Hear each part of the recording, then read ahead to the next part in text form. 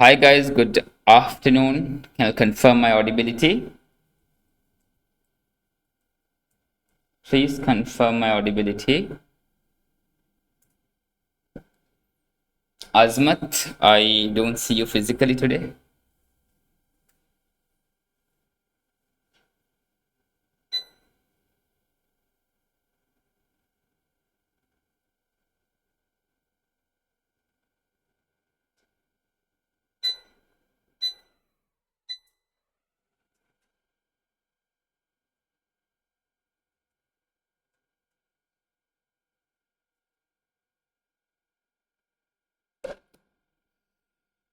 Right, so I actually moved today's class an hour ahead because there is a lot that we have to cover today.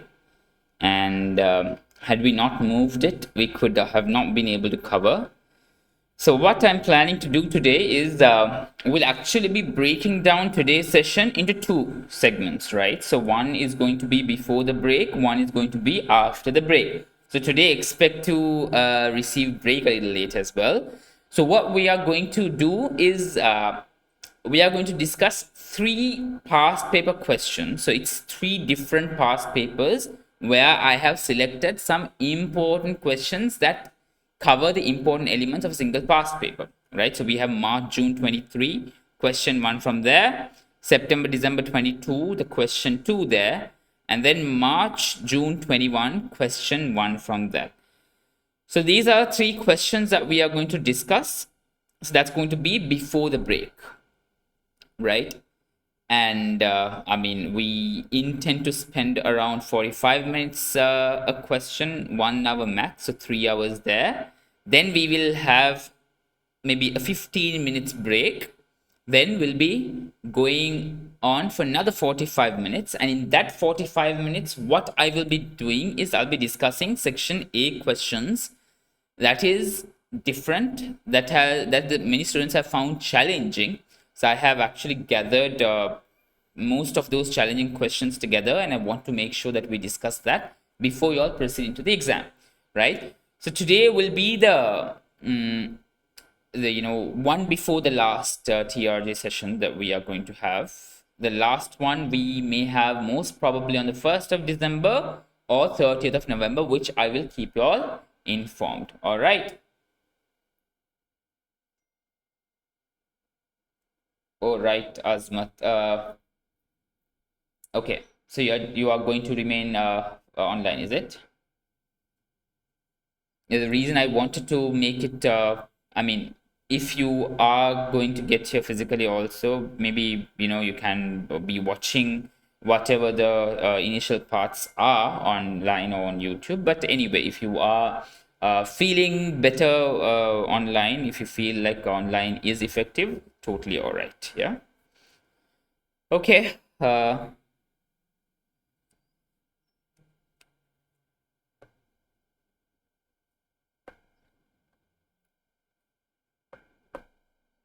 Right. So we will be starting shortly. We'll be starting in 5 minutes. I'll be right back.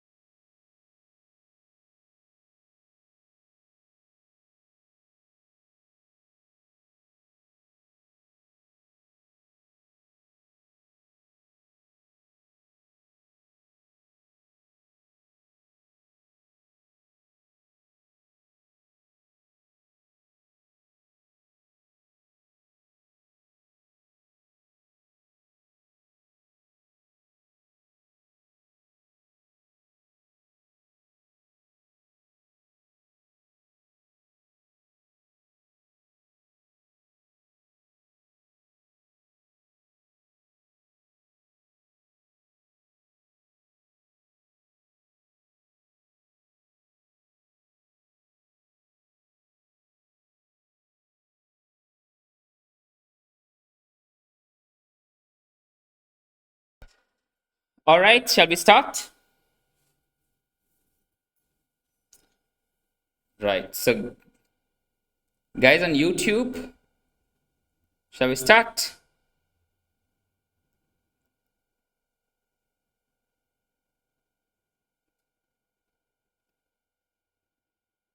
Just give me a moment. Yeah, so guys on YouTube, you all can be interactive as well. I am keeping an eye on you all as well. So don't feel isolated. All right. Okay, so how's the preparation going? Yeah, everything's from CEB practice platform. These are all past papers. Please, as I told you last a week, please open it on the CEB practice platform and do it with me. All right. So how's the preparation going? 1.5 week left for FR. Yeah. I mean, y'all are just getting into the the anxiety phase of the examination preparation, I'm assuming, because this is the moment where most of us get those anxiety attacks day in and day out. But as far as y'all are following the proper plan, the 30-day plan that I gave y'all, any amendments y'all made to that or any other plans that y'all are using, as far as y'all stick to it, as far as y'all are covering the 100% content, that is what is important. All right. So what is key? Not perfection, but coverage, right? So 100% coverage is very, very important. So make sure you all cover 100% of the content, as well as do as many past papers as possible from your side. Okay, because I have been selecting, I've been doing selective questions that I feel is going to add value, help you all see FR from a different perspective, something that you all would have not expected, so that you all are ready for any surprises in the exams. But what you all need to do is to attempt at least last 8 past papers, and once you'll finish attempting the past paper, read the examiner report, right? That's something I have already told you all. And by 27, by mid of the coming week, from tomorrow, the mid of it, maybe around Tuesday or Wednesday, I want you all to attempt the pre-mock. Okay, so why do I want you all to attempt it at this moment and not at the last moment, one day before the exam? Is so that even if you score a little below expectation, you will not have to worry. Rather, you will be able to figure out, okay, what are the areas you need to focus on, and focus on the rest of the days. So please make sure that you all attempt the pre-mock in the mid of the coming week, Monday, Tuesday, or Wednesday. Don't go beyond Wednesday. Attempt it, then try to understand the answers, and then we will be discussing that exclusive discussion of pre-mock in the next session. All right, so next session is purely going to be that, and a little bit of exam tips and techniques is what we are going to look at. Now today I have selected, as I told you, from 3 different past papers. So you all will have to open, assign 3 of those past papers. And as we are doing it, you all need to be prepared to go through it and do it from your side. So we are going to discuss it today. Complete the past paper from your end. Okay, so it's a March, June 23 question 1, we are doing it. Question 2, you do it, right? September, December question 2, we are discussing. Question 1, you do it. March, June 21 question 1, we are discussing. Question 2, you do it. Okay, complete the past papers. That's something that I would like to recommend to you all. Right. So starting off with the question 1 of March, June 2023, right? There are 3 requirements, right? So what are the 3 requirements? Let's first read the requirements. Prepare a schedule of adjusted profit for the year ended 31st December 2025, meaning there could be certain adjustments as necessary to the profit that they've already given. That's the first one. B, prepare Sphinx Co's statement of changes in equity for the year ended 31st December 2025. And then C, prepare the statement of financial position of Sphinx Co as of 31st December 20x5. Right. So 3 requirements are, first, a component of SPL. They have done that, but you have to adjust the profit. Then you have to prepare the statement of changes in equity, and then you have to do the statement of financial position. Whatever the figures in statement of changes in equity is what needs to reflect in statement of financial position. All right, the equity section of statement of financial position. That's something that you all need to remember. Okay, and as always, we are going to go note by note, working by working, and we will be trying to, in the working phase itself, we'll be trying to figure out, okay, which fulfills which of these requirements. There could be certain items that would be fulfilling all these three requirements at once. So do it there, then and there itself, right? So in the exams, when you all get into the exam, make sure you all prepare all the layouts or based on the requirements, and then start doing the requirements and adjust all these three requirements at once, because most of the questions that will be possible. Some questions that won't be possible, so there you all will have to do requirement by requirement. But most of the requirements that are interconnected, please make sure that you all attempt or you all respond to each three of requirements at once, right? Meaning, for example, note number 1, if that fulfills either of these three requirements, park it, right, together.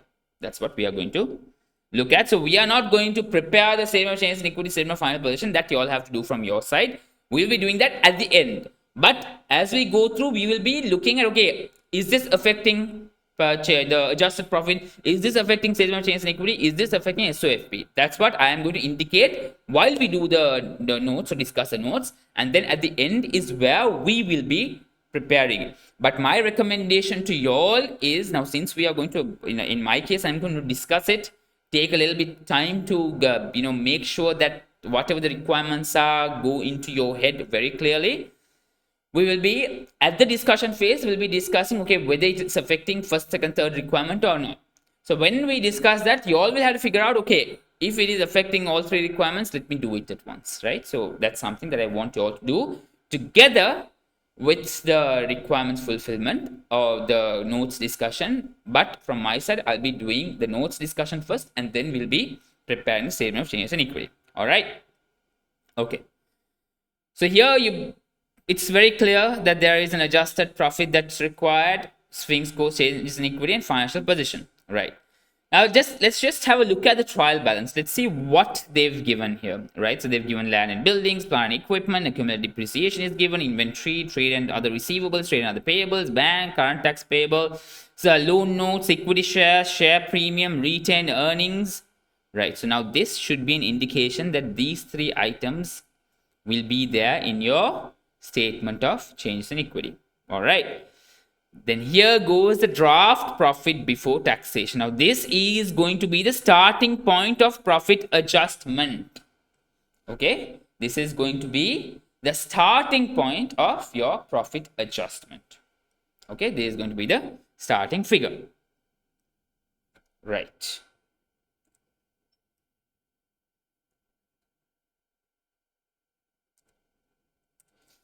A, adjusted profit, right? So starting point is going to be the draft profit as per trial balance. All right. So you go there, pick it from the trial balance itself. Right. Then the rest of it, you will have to read the notes to understand and figure out. Okay. Now this is going to be the answer. This is going to be the working tab. Right, this is where we're going to do the workings, and that's where we are going to give our answers, right?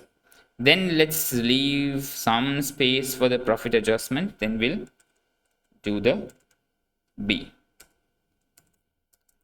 statement of changes in equity as at date. Okay, as we read through, we'll understand what's going to be the date.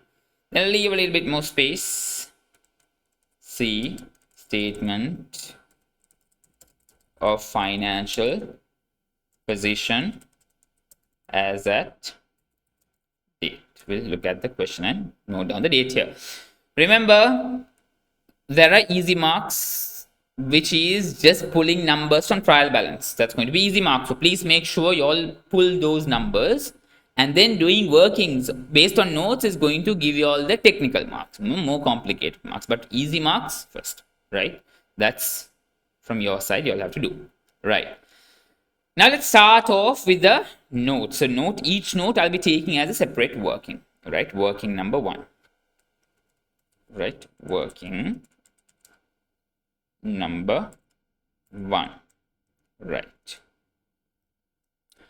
Until 1st of January 2025, Sphinxco held lands and building at cost. On 1st January 2025, Sphinxco had them valued at 250M. Right, so it's plants and machineries, depreciation, valuation. Okay, that's what's the standard. Quickly, you all have to figure out what the standard is first. IAS 16. So you all will have to keep your heads revolving around IAS 16. Quickly, you all have to start recalling the IAS 16 theory or IAS 16 standard requirements. Okay, let's say PPE. And this is going to be a part of multiple sections, mainly the non-current asset, but the depreciation, the SOPL, meaning profit adjustment, might have that requirement. And then statement of change and equity, the revaluation, right? So here they are talking about the valuation, right? So revaluation, statement of change and equity. What is it? Revaluation surplus. So we get that into our head that this is going to affect all three requirements, right? So what we'll do is we'll start working on the PPE schedule, right? So first we have the cost schedule, then we have the accumulated depreciation schedule,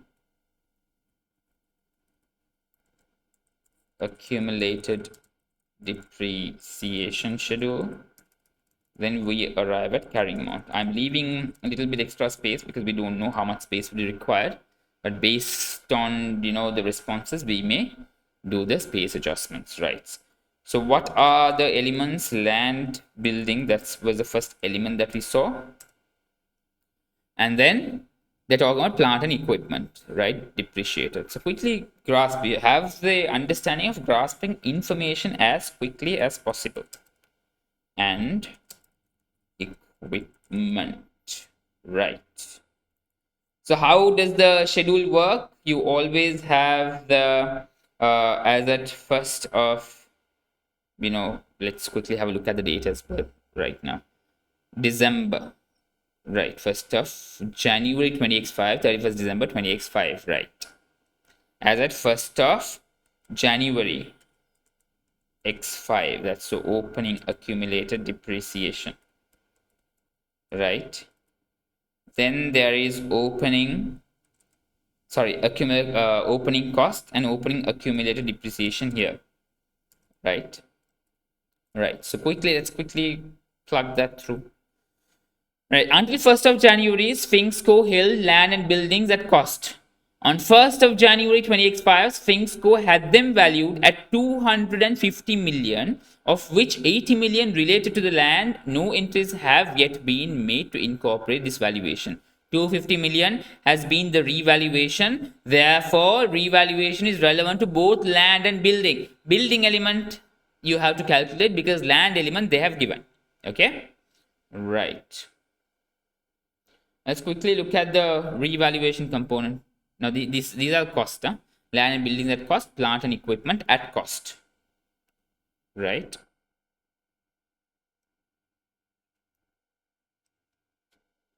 Land and building at cost is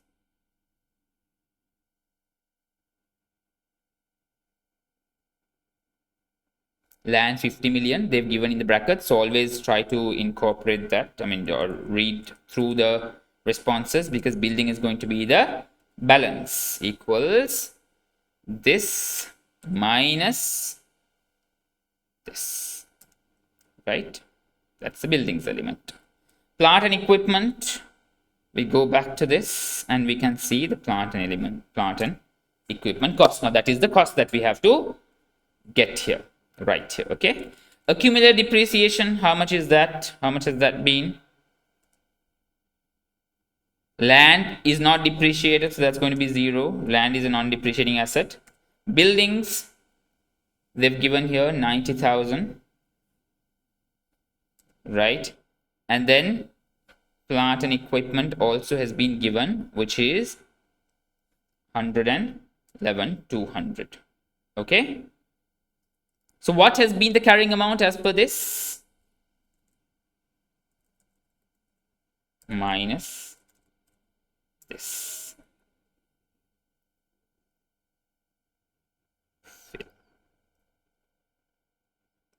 All right. So this has been the carrying amounts.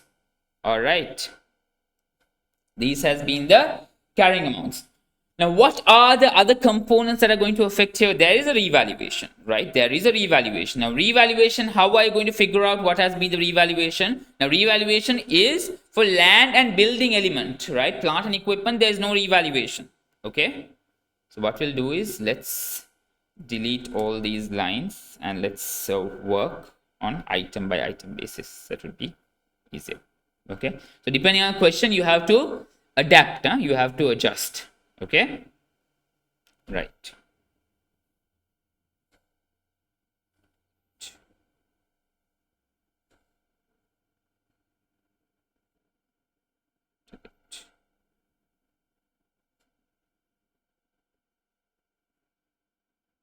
Delete. Right, carrying amount is 50,000. Let's just leave a little extra space here. Little extra space here, right? Okay, right. So now they are saying there is a new amount, revalued amount, right? So what is the revalued amount of land? In the note, they are saying land was 80 million, 250 million was the total revaluations. 80 million pertaining to that is land, 80,000. 250 million minus this is going to be the revaluation of the building. Okay, that's going to be the revaluation of the building. Okay, right. So that's the fair values. So what do we have now? There is a difference, right? Difference between the carrying amount and the revalued amount. That would be your revaluation gain. How much is that going to be? This minus this. Same thing goes to the next one also. Revaluation gain is going to be your revalued amount minus the carrying amount. So that's 110,000 and 30,000. Total revaluation gain of 140,000. Okay, that's what the revaluation gain is. That clear, guys? Right. So once the revaluation happened, what do you need to do? Now remember, what's the date here? When did the revaluation happen? 1st of January. Right. When is the year end? 31st of December. So revaluation has happened in the beginning of the year. So depreciation, subsequent depreciation needs to be calculated on the revalued assets. How do you identify a subsequent depreciation? How do you calculate subsequent depreciation? Now that they're saying is straight line basis, right? Prior to the revaluation, buildings were being depreciated over 50 years on a straight line basis, right? 50 years on a straight line basis.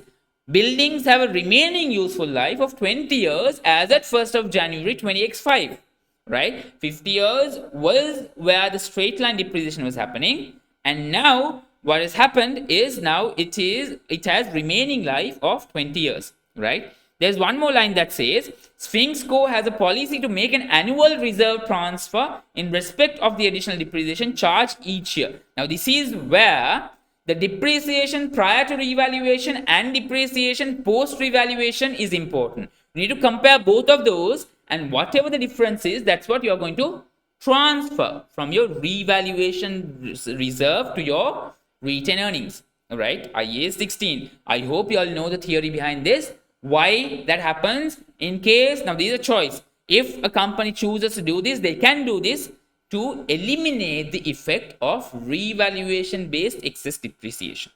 Okay, if you all cannot recall what I'm saying, please make sure you refer to IAS 16 notes. All right. No, Azmat, I had shown you last week, right? I typed, on the ACCA website itself, there is going to be an area of examiner reports, a section of examiner reports where you can review it. So even on Google, you type FR examiner reports, it'll take you, the ACCA FR examiner report will take you to that, the link. All right. Okay. So there is quite a bit of an adjustment that's required here, right? Deferred tax is also there. So there is a couple of standards that are being tested here, not just IAS 16. IAS 16 is also being tested. What's the other standard that's being tested? IAS 12 taxation, right? Two standards in the first note itself, right? Deferred tax. Then there is depreciation, plant and equipment, reducing balance, and then the building. So that's straightforward. There is no change to plant and building. No. So plant and building, you know the carrying amount, and based on reducing balance method is carrying amount into the percentage. So carrying amount into 15%. What's the carrying amount? 208,800, right? So what's the depreciation for the year? Depreciation for the year. First, you do the straightforward adjustment, which is this into 15%.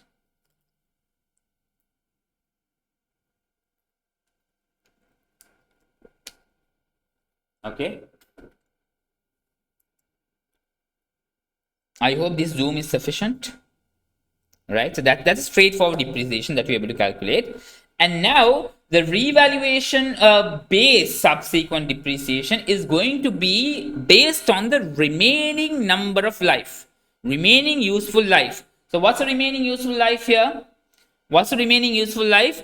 20 years. That's what it's saying here, right? 20 years as at 1st of January. So you're going to do it on 20 years. What on 20 years? 170,000. This divided by 20. Oh, that's the depreciation for the year. Okay, that's the depreciation for the year subsequent.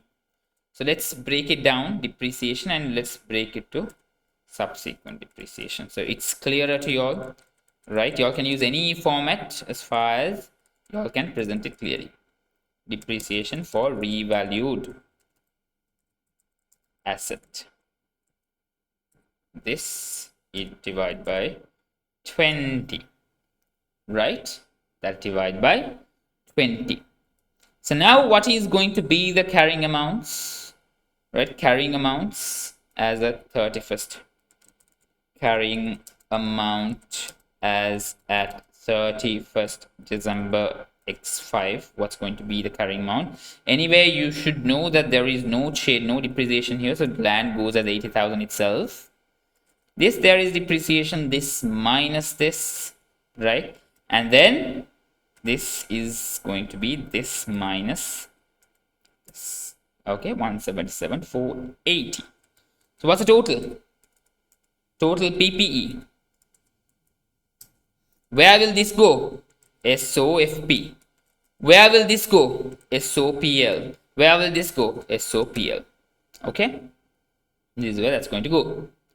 And then, where will this go? Revaluation gain, statement of change in equity, as well as other comprehensive income. The other comprehensive income component. Now there is deferred tax. Remember, IAS 12 deferred tax we saw in the note. It says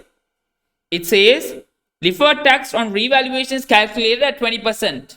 What does IAS 16 say? Or what does IAS 12 say? The deferred tax can, now what you all need to remember, for FR purpose, deferred tax, the temporary difference would arise mainly from the revaluation of non-current asset, and that is what has happened here. And when the revaluation of non-current asset deferred tax is calculated, that deferred tax also goes, deferred tax is also recorded where the revaluation gain is recorded. Okay. Now, for example, if revaluation surplus remains under other comprehensive income, deferred tax is also going to be a component of other comprehensive income. Right? Statement of change in equity, you are going to transfer the net amount, net of deferred tax. That's what is going to go to your statement of change in equity. Right? And if this surplus has reversed a previous revaluation loss on the same asset, that is going to be recorded in the statement of profit or loss, right?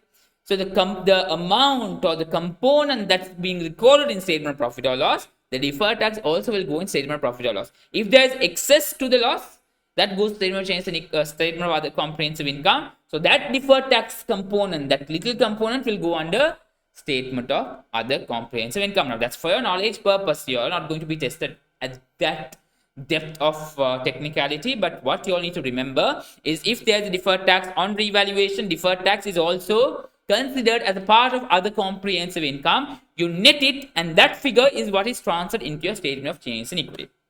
Okay, right. So what's going to be the deferred tax? Deferred tax is going to be 20%, right? 20% of the revaluation surplus, total revaluation gain. Let me move this. I'll just take the total revaluation gain here plus this, right? SOCIE and other comprehensive income, right? Now what's going to be deferred tax? That's going to be this into 20%. Depreciation happens only on buildings, but deferred tax happens on total revaluation. You know, remember that. So what is going to be your revaluation reserves? Net of, this is your total revaluation surplus minus your deferred tax. That's going to be your revaluation reserve, right? Deferred tax, how are you going to show the deferred tax? Statement of financial position, non-current liability. Why? It's a long-term asset, so until it is sold it won't be realized. So you should know, okay, it's beyond a year, so non-current liability, right? Revaluation reserve, statement of changes in equity, and through that it's going to go under statement of financial position, right? So it's affecting both of those items, right? And then there is annual transfer of excess depreciation. How do you do this? Now to do this, there's a small calculation you will have to do, right? Depreciation pre-revaluation, it's not per, it's pre. Depreciation post revaluation, meaning before revaluation, after revaluation. So that's the difference is what you're going to take. So the cost, how much does the building cost? 150,000 over 50 years, right? That's what they told me. 150,000 divided by 50 years.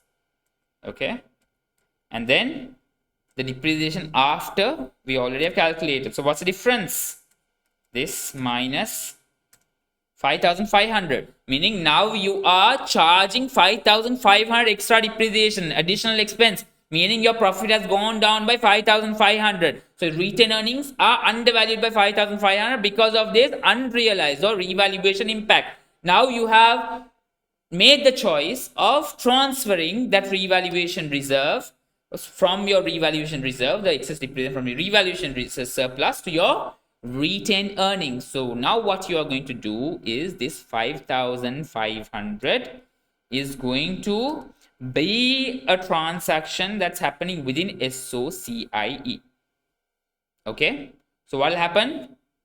You are going to credit your retained earnings and you are going to debit your revaluation surplus. Okay, that's what you're going to do for annual transfer of excess depreciation, right?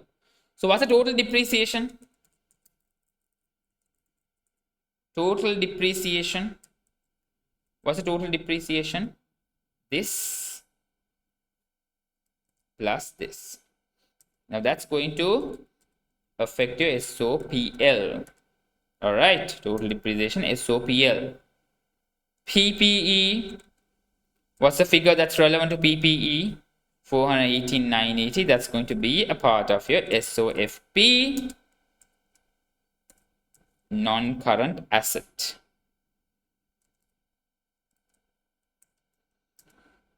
Right?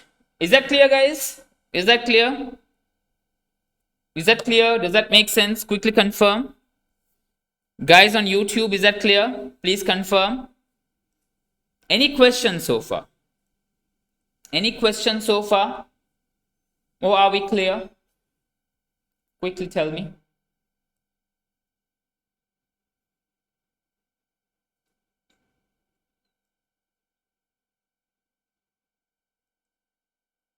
Clear? Super. Right. Now let's quickly go here. This is the first note how that's going to affect, right? Depreciation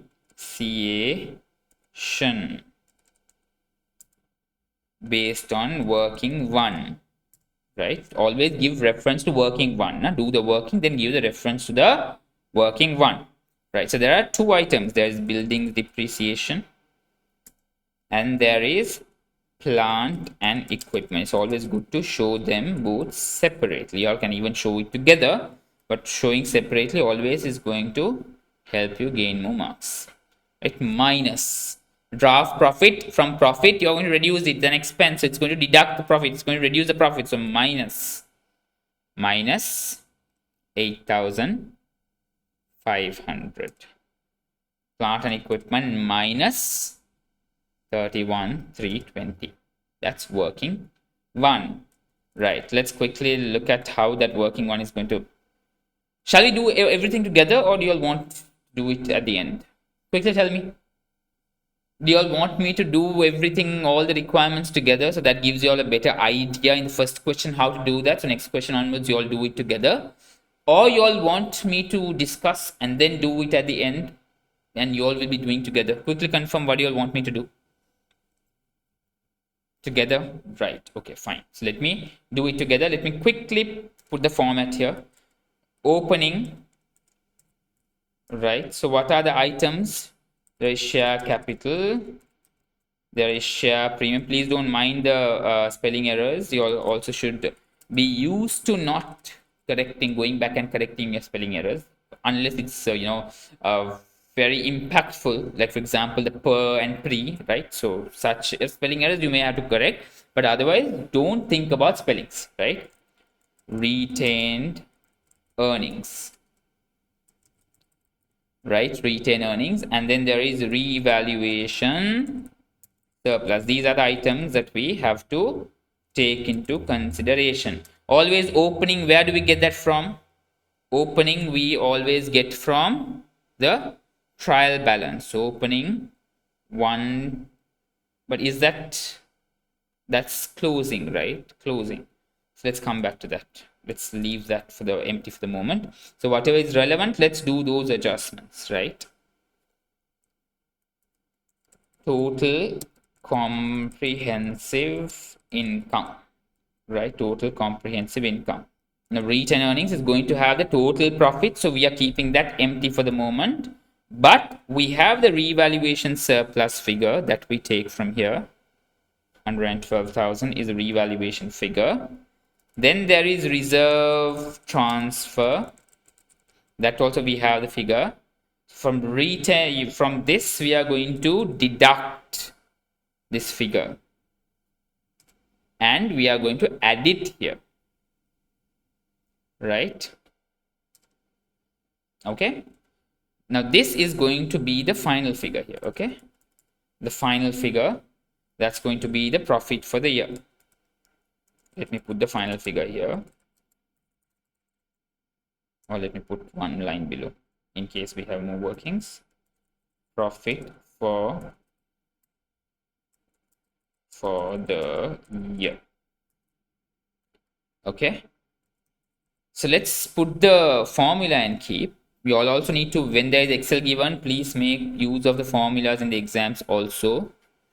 That's going to make your lives easier. If you already give the reference and keep, be easier. Okay,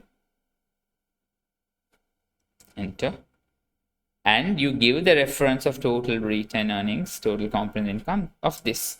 As we do more adjustments, we will see that this figure would change, but total comprehensive income will automatically be captured, right? Okay, statement of financial position, we have non-current asset, right? Under non-current asset we have PPE, then we have current asset. Let's leave some lines for safe side of it. So what are the current assets that we have here? Trade and other receivables have been given, inventory has been given, right? Inventory, receivables. Then let's leave some more lines. Then we move on to equity and liability. Okay, equity. So here we can give reference to this share premium, retained earnings, revaluation, surplus, right? Now here we'll leave some lines and put the final figure, 31st December X5, right? So that's going to be equals sum. So you see what I'm doing? I'm making my life easier at the exam by putting all the formulas and keeping, so that I will not miss anything at the end and I won't have to bother to keep doing the calculation at the end. Okay? Fill. Right. And this is going to be the sum of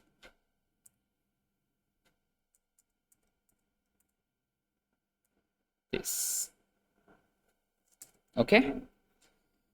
Right. And as I go here, equity under share capital, again I'm going to give reference to the total figures because that's what I need here, right?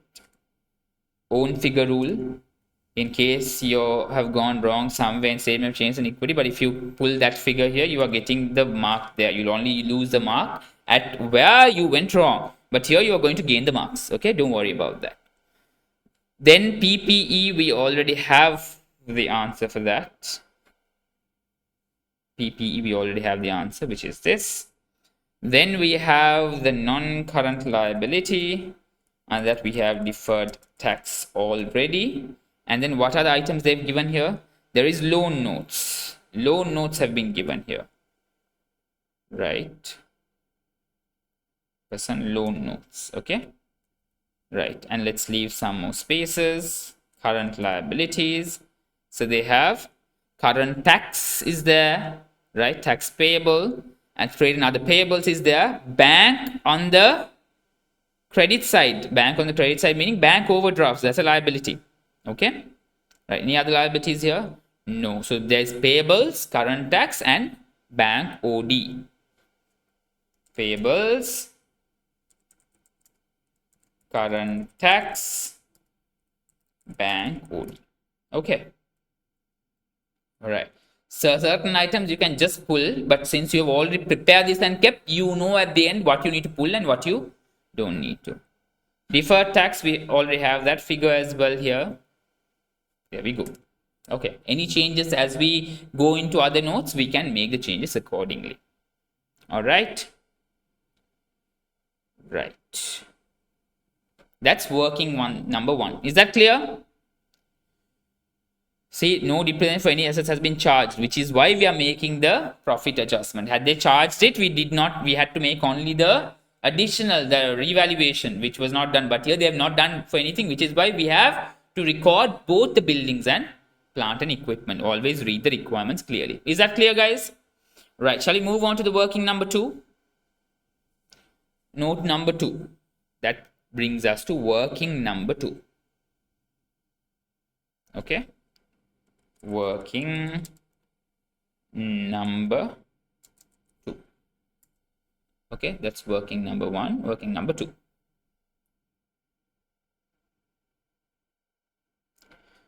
Right. On 31st of October 20x5, Sphinx Co. acquired inventory from an overseas supplier on credit for 40 million dinars. The invoice was paid in full on 25th January 20x6, meaning after the year ended. Sphinx Co. had correctly recorded the purchases on 31st October 20x5, but no further entries have been made at the year end. The following exchange rates are relevant. 31st October, 31st December, 25th January. What's the standard? What's the standard? IAS 21, foreign currency. Okay, so when they talk about foreign currency, what should come to your mind? Monetary, non-monetary, translation, right? Inventory was purchased, acquired from overseas supplier. Inventory is a non-monetary item. But on credit, payables is the monetary item. So what do? Non-monetary item, you recorded historic cost, no translation. But monetary item, you have to translate at the year end, at the year end rate. Okay? Right, let's quickly do that translation part of it. Right, let's do that translation part. Right. So when did the purchase happen? 31st October 20x5, right? So what's the year end? December 20x5, right? October x5, December x5, right? Dinars transaction value based on dinars, so we need that. Exchange rate, then we have the total in USD. All right, okay. So on 10th of October, quickly tell me what was the exchange rate? 4 dinars. On 31st December, 5 dinars. We have to take those figures. Right? The next, why don't we take 25th January? That's going to be relevant to the next year, 2086, when the settlement happens. Again, there'll be an exchange rate difference, which will be based on this. But for this year's translation, this year's impact, this is not going to be relevant. So we're taking only 4 and 5. 4, 5. Right. 40,000 has been the transaction. 40,000 remains at the year end. Had there been a payment, there would have been a settlement date base, but here there is no payment. It's straightforward. Whatever the credit remained credit until the year end. Right. So what was the right dollar? You're translating dollar. What does this say? $1 is 4 dinars. So you have to divide by 4 in order to arrive at 1, right? So always remember how to exchange. Had they told 1 dinar was $4, then you have to multiply, right? So here in 4 dinars was $1, so you have to divide. Okay, so you have to be very clear about the multiplication division rule. This divided by this. Now, when the payable happened, you would have recorded $10,000 as the payable. But at the year end, you now have to record $8,000 as the payable, right? So in the trial balance, there would be $10,000, right, of payable. But $8,000 is what you have to write it down to. So it's a gain, right? Your payable goes down. So it's a gain. What's a gain? Exchange gain. How much is that? Minus this, right? Now, what are the areas that this is going to impact? This is going to affect? This is going to affect both SOPL, which is your profit figure, profit before tax adjustment, right? So SOPL, and your payable will go down. Payable is a part of it. SOFP, SOFP, right? So it's going to impact both your SOPL and SOFP, right? How is it going to affect here? Foreign exchange gain. Exchange gain adds to profit, right? Increases your profit. So add it. Remember how the addition and deduction works, huh? Working, to always give working reference. Okay, right? How much is that? 2,000. 2,000. Right? Now when you go to your payables,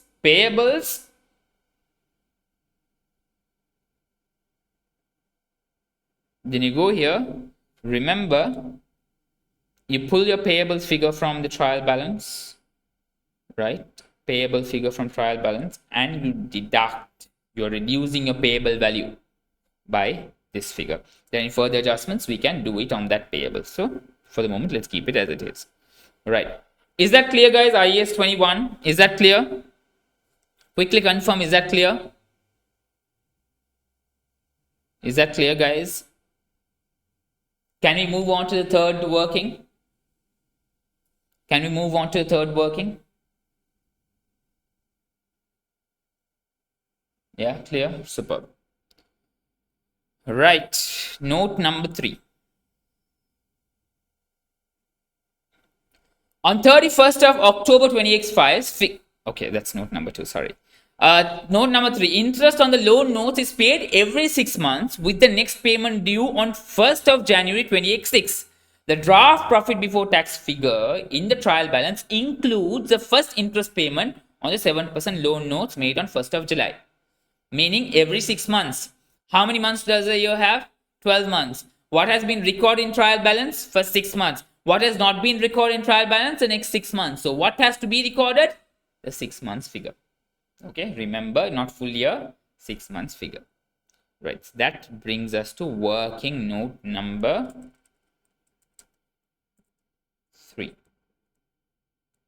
Loan note. When you talk about loan note, what's the standard that comes to your mind? What's the standard that comes to your mind? It's a financial instrument standard. So we have multiple standards there. IFRS 9 being one of the most important standards. But this is not testing IFRS 9 in detail. Rather, it's just your knowledge about interest calculation that is being tested here. Right? Accrued finance income, meaning what is not paid yet. Okay? But expense have been incurred. Right? Right. So what has been the loan note figure? What has been the loan note? Let's quickly pull the loan note figure from here. There we go. 30,000 is loan note figure, right? What is supposed to be the interest? It's a 7% loan note. So this into 0.07. That's supposed to be the interest. But 6 months have already been recorded. What has not been recorded? Accrued 6 months. Right? 6 months. Okay, accrued finance interest is for 6 months. And that is the figure that is going to affect here. Now, how is this going to, or what are the areas this is going to impact? SOPL. SOPL, why? Accrued finance income is an expense. Only 6 months have been recorded. 6 months you have to record. And payable also increases by this figure. Payable also consider only for 6 months. So in this 6 months also you're payable, right? So that's going to impact to SOFP as well. Right? SOFP. Right? Okay. Quickly let's go and do the, let's quickly answer it. So far there is no statement of change in equity impact. Therefore, whatever is impacting anything, that is what we are going to deal with. Alright, so remember, whatever impacts anything, that is what we are going to deal with. Okay? Accrued finance cost. Working 3. Always give that working. So this is going to reduce your profit. Therefore, minus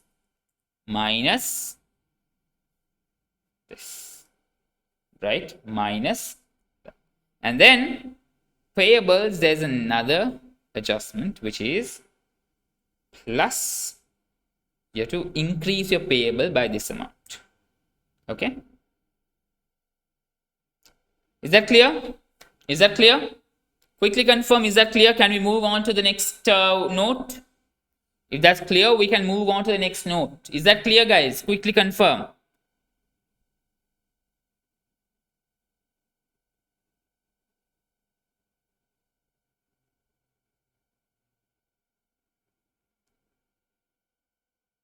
Guys, please confirm. YouTube, online. Is that clear? Can we move on to the next note? Or do you all need more clarification there? Quickly use the thumbs up if we can move on. Azmat, Amani. Quickly use the thumbs up if we can move on. A little quick. Sorry? You go to the accrued expression. You want me to go through it again? Yeah. Okay, fine. Right, so let me explain that once more. Interest on the loan notes is paid every 6 months, right, with the next payment due on 1st of January 2026. The draft profit before taxation figure in the trial balance includes the first interest payment on the 7% loan notes. Only first interest payment is there, right? So what you have to do when there's only first interest payment, which is only for 6 months, right? But you have to record interest payment for the entire year. Yeah, that's clear. No, you have to do interest payment for an entire year. Okay, But what has happened in the trial balance? It's only for the first 6 months. Your profit before tax only for 6 months. Payables only for 6 months, right? So this is how you do. Loan note was 30,000, 7% loan notes. Total interest for the year should have been 2,100, but 1,050 has already been recorded. I mean 6 months already recorded. So unrecorded accrued finance income, which you will be paying in January, 1,050. So that you are going to deduct from your profit because that's an expense, right? Which is not recorded. Trial balance figure does not have that. So record that, deduct the profit before tax, and you are going to increase your payable because you will have to pay that, right? So you're increasing your payable. Hope that's clear, Azmat. Yeah. If still it's not clear, please reach out to me. Yeah. Right. Superb. Note number 4. Next note number 4. A provision for income tax of $30 million is required for the year ended 31st December 2025. The balance on current tax represents the under or over provision of tax for the year ended 31st December 2024. Okay. What's the standard? What's the standard? Working number 4. Right? What's the standard? IAS 12, right? IAS 12. Right, so they've given you, now here what are you supposed to calculate? You're supposed to calculate the income tax expense, right? So they've given the provision, which is the estimate for the year. Then there is under over provision, right? So what's the current tax? Current tax stays at debit, right? Debit meaning it's, you have under provided, so you have to add that. Debit is always an expense, meaning you have to add that. You had under provided last. If it's credit side, it's over provided. You deduct that, right? So under provision of tax. Now that is going to be relevant to your tax working, income tax expense working. Okay, right. Income tax estimate payable for the year 20x5, 30 million, right? That's what they're saying here. Yeah, 30 million, right? 2,500, 2.5 million is an under provision. So what are you supposed to do? Under provision, add income tax expense,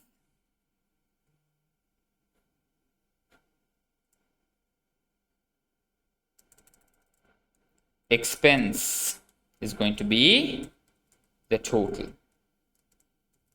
This is going to be relevant to SOFP. This is going to be relevant to SOPL. Okay, that's going to be relevant to SOFP, and this is going to be relevant to SOPL. Again, it's going to impact both your SOFP and SOPL. Right. Let's leave a line there. Income tax expenses. I'm assuming there is no more calculation. Income tax is always deducted, right? Minus this figure. Go down. Current tax is always a current liability. Go here.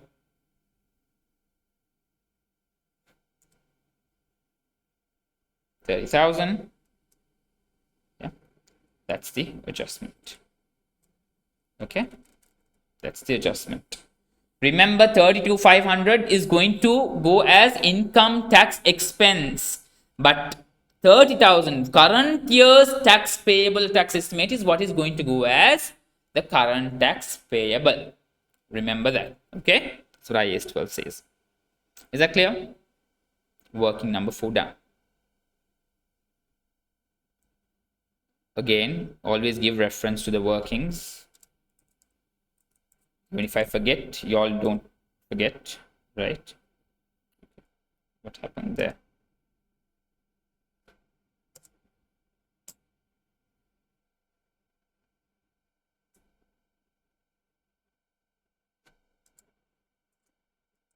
King 4, right? In case I forget, make sure you all don't forget, right? Final note, on 1st September, Sphinx Co. made a 1 for 5 rights issue at 1.25 per share. The rights issue was correctly accounted for on 1st of September 2025. The shares are included in the trial balance above.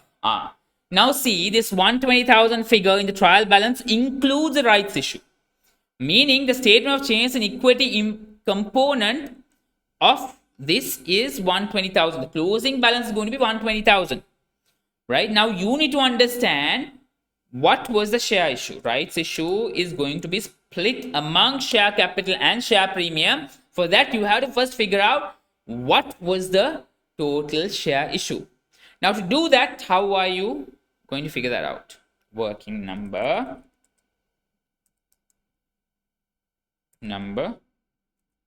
5. Again, shares, financial instruments, though it's not testing that standard. Whatever standards we are putting in here, please make sure you all at least read that and get that understanding. All right. Okay. Now here what we are supposed to do is we are supposed to figure out, do a reverse calculation, right? Reverse calculation, right? So number of shares in issue as at year end.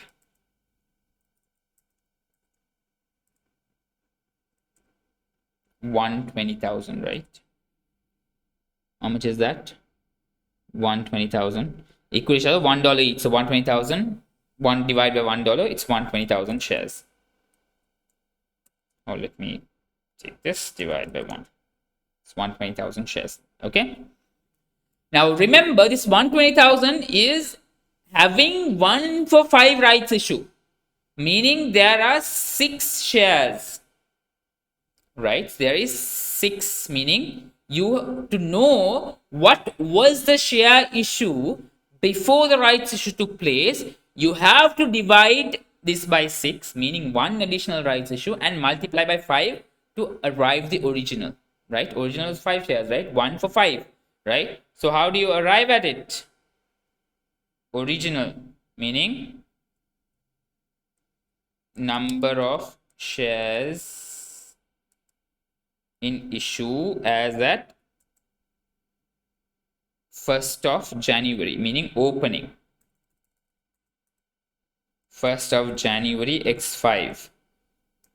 How do you arrive at that? Take this, divide by 6, multiply by 5. You want to eliminate that rights issue, right? There you go. Number of shares in issue before the rights issue was 100,000. So how many additional shares were issued? Shares issued during the year, we are doing a reverse calculation, during the year is 20,000, right? Now what was the rights issue value?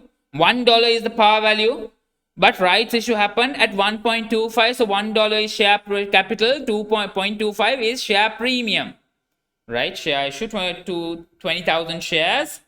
Share capital component, this into 1 share premium component, this into 0.25. That's a share issue. Okay. Now that's going to impact your statement of changes in equity. Let's quickly go here. Now we have the opening figure. We know what the opening figure was. 100,000 into $1 was the opening figure, right? Share premium, there was nil. Share issue, we have that figure. Share issue was 20,000. Share premium, 5,000 during the year. We pull it from here, right? Right. So that gives us the total statement of change in equity of 120,000 of share capital, 5,000 of share premium, retained earnings. Okay, retained earnings, do we have the figure here already now? 95,080. But have we taken the opening retained earnings from the trial balance? Right, what was the accumulated retained earnings already? We need to figure that out. Retained earnings on 1st of January. This was the opening retained earning figure. Right? 258,730 is the retained earning. Revaluation is 106,500. Has that been captured? Now what is the profit for the year? After all the notes, now we have all the answers with us. What's the profit for the year? Profit for the year is, give me a moment. Profit for the year is 95,080. What is statement of change in equity? Total of 492.30. Right now we can fill the rest of it, because rest of it there is no any additional notes that's relevant here. Inventory we can pull from here. It's past paper, right? So easy marks. These are all easy marks. We just have to pull it from here, 115,000 directly, and then this also we directly pull from here. Easy marks, no working to be done. So those are the easy marks I was talking about, right? Total non-current assets, current assets, this plus this. So what's the total assets? Total assets is non-current asset plus current assets. That's your total assets, right? Then your total equity, how much is total equity? Sum, right? Total equity is the sum. Again, it should balance to your, it should be equal to your 492.30, to your this one. Matches 492.30. We are right there. Deferred tax 28,000 is there. 7% loan notes we take directly from here. 7% loan notes we take directly from here. The trial balance. That gives us the total non-current liability. It's a C-part question, yes. Right, so we are discussing, we plan to discuss 3 questions today, right? Bank overdraft, there was no adjustment there. We'll put it as it is. Bank overdraft, how much is that? 16,200, right? That's the bank OD. So what's the total current assets? This plus this plus this.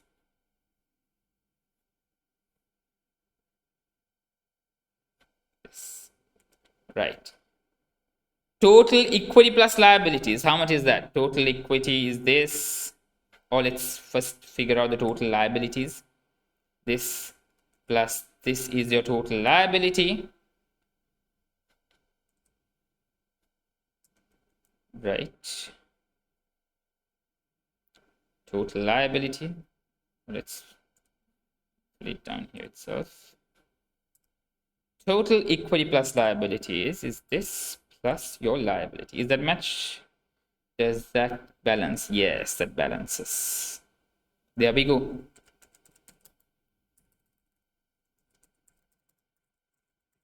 And liabilities. So remember, there are going to be easy marks that you can accumulate as you all proceed. Please make sure you all don't miss on that. Timing is the key. So you need to be very particular with time. As far as you all do the timing clearly, you all are going to get it balancing. Is that clear, guys? Is that clear?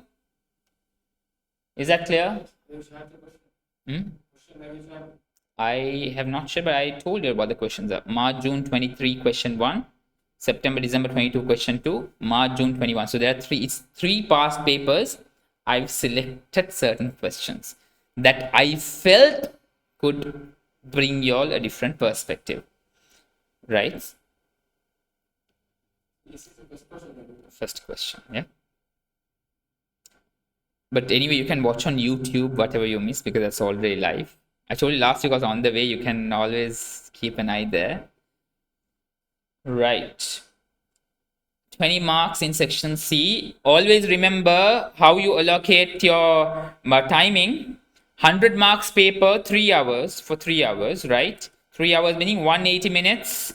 100 marks, 1.8 minute per mark. A 20 marks question would require you to spend 36 minutes. So always under time. 36 minutes meaning try to finish it in 30 minutes so that you have additional time. Never go 36, don't make it 40. Make 36 30 so that you'll be able to remain within time and you'll have more time to come back. At 30 minutes, stop, move on. Because towards the beginning is where you're going to accumulate a lot of marks. Towards the end, you're not going to accumulate a lot of marks. So if you spend time, you are going to sacrifice your precious time for a next question. You will end up, or you're risking not completing the next question and earning easy marks there. So please make sure.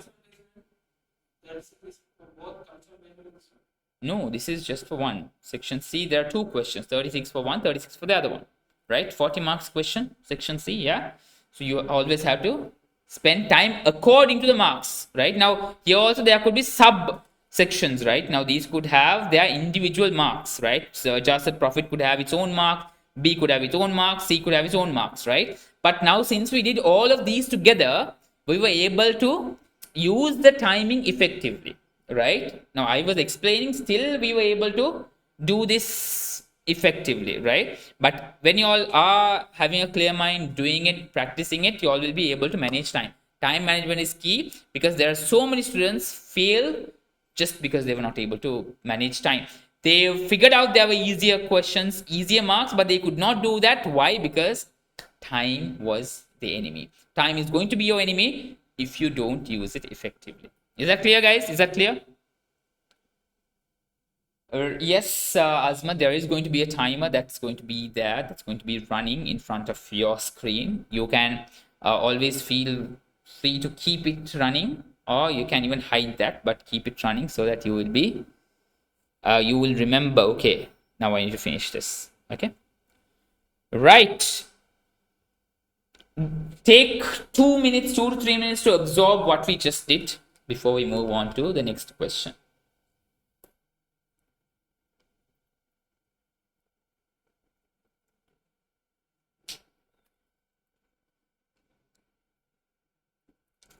Take 2 minutes to absorb what we did before we move on to the next question. Yeah. You can quickly set up your laptop, open the question.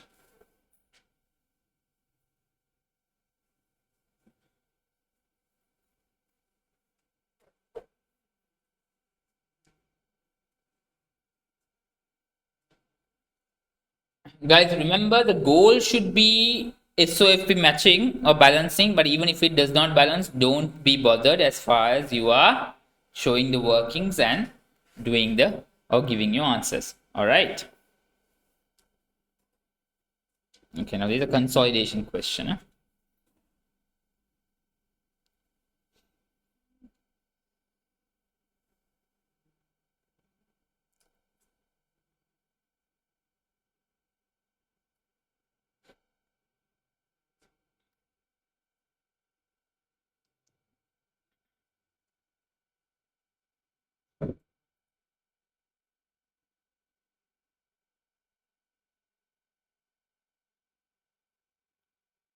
Right, so let's proceed on to the next question, which is September-December 2022, question number 2. Okay, right, this scenario relates to two requirements. What are two requirements? Prepare the consolidated statement of profit or loss and other comprehensive income for the PERD group for the year ended 31st March 2028. Second one, calculate the total assets that would be recognized in the consolidated statement of financial position. They're not requesting you to prepare an entire consolidated statement of financial position, rather just the total assets section.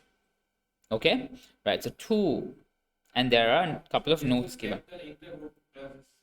Yeah, there are two requirements. So let me give you my approach of approaching this. If you all find that convenient, go ahead with that, right?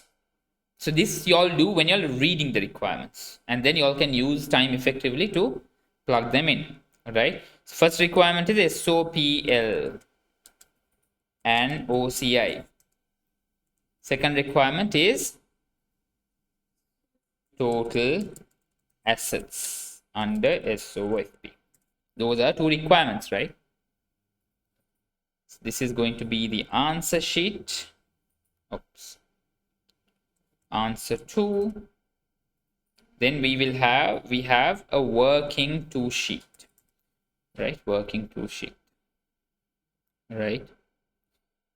So always, again, before you all start your before you all start attempting a question, quickly give a draft. Okay, now in that I did not mention the year end 31st. It's supposed to be as a 31st of December 20x5. So do that. All right.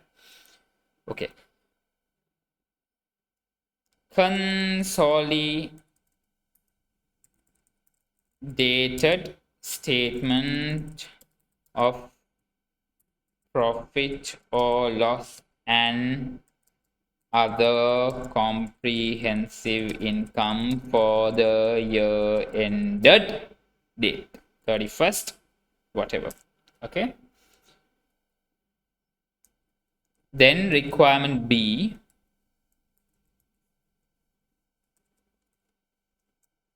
total assets, right? Okay, consolidated statement profit or loss, revenue, right? Okay, then you have, if you go to the question, you can see that they've given you the items. There's revenue, cost of sales, gross profit, operating expenses, profit from operations, investment income, finance cost, profit. These are the items that are given here. Copy.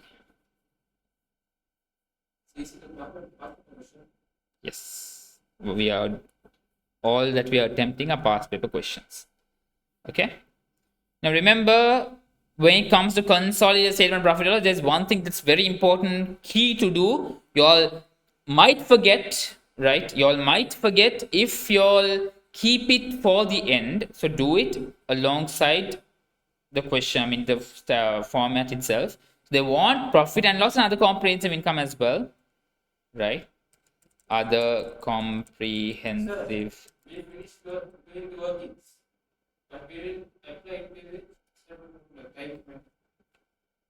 Uh, working, as far as you're showing the working, you're going to get the marks, right? But you lose the marks for your statement of profit or loss, because there also it's going to give you, for example, if there's a working where you accumulate line by line, so moving into P&L also would have carry some mark, so you lose that mark. But the working mark, if you're showing it, you're going to get that, right? Working, please show it. That's only when you all show the working, you all will be eligible for own figure rule as well, right? So other comprehensive income and total comprehensive income. Then what you'll have to do? What you'll have to do? Profit attributable to, this is important. If y'all don't do that, y'all are going to lose precious marks. Other comprehensive income attributable to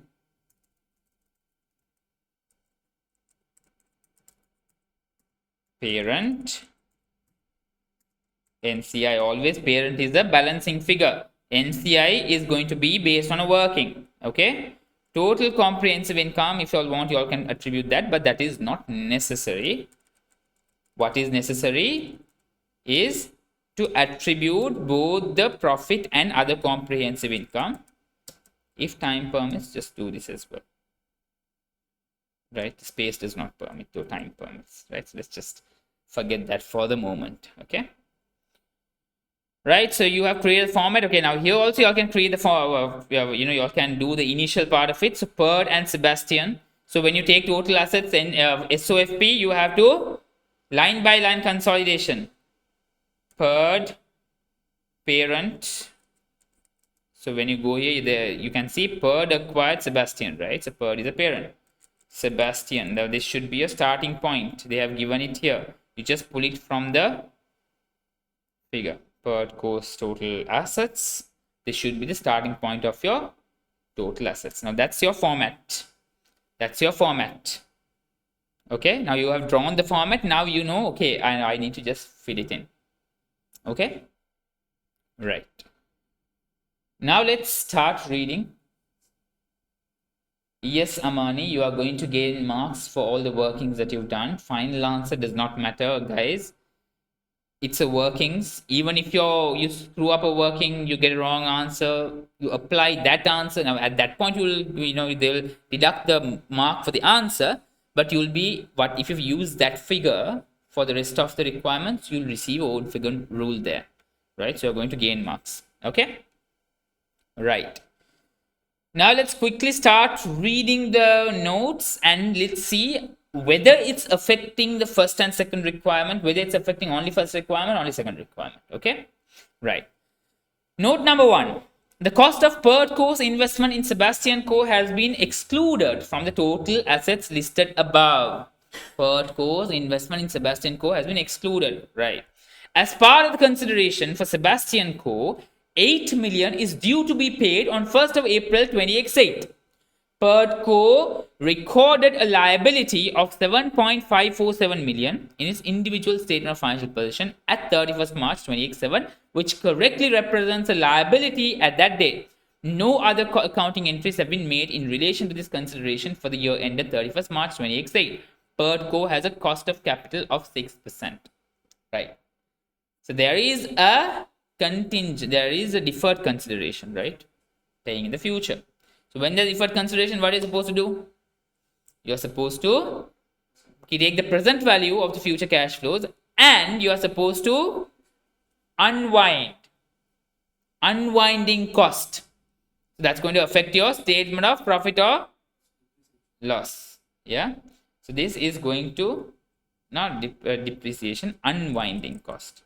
There's no depreciation, that's for assets. IA 16 unwinding cost is different. Consolidation unwinding cost is just unwinding cost. Okay. So the unwinding cost will come under which part? SOPL, finance cost. Finance cost. Yeah. Then total assets SOFP. This is going to be a part of a goodwill. Huh? A part of a goodwill. So they would have given, yeah, if they've given the goodwill figure, consider that part of goodwill. Right?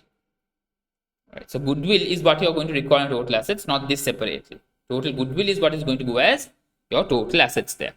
Next note comes to that. Yeah. On acquisition of Sebastian Co, the goodwill was correctly calculated at 3.2 million, meaning goodwill is calculated correctly. They have considered that consideration also, right? So you don't have to consider that. You have to consider goodwill directly to your total assets, right? In the year to 31st March 2087, goodwill was deemed to have been impaired by 400,000. A further impairment of 300,000 is to be recognized for the year ended 31st March 2088. Impairment losses are charged to operating expenses, meaning there is operating expenses working. Another working, you have to do for operating expenses, right? So current year's impairment loss is relevant to current year's profit or loss, right? Impairment, what goes to statement of profit or loss? Impairment for the current year, right? And total assets, you are going to consider the goodwill figure as well as and total impairment, right? Why? SOFP is an as at date, a position based financial statement where you will have to show the accumulated figures. Total impairment as at date. Remember that. SOPL only impairment for the current year. Goodwill total impairment. Okay, right. Next note.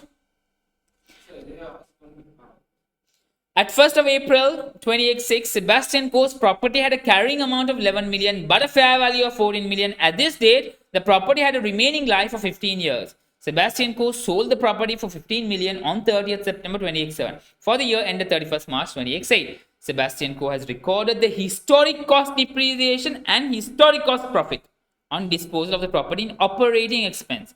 Depreciation is charged on a pro rata basis. Pro rata or pro rata, whatever. Yeah, give me a moment, guys.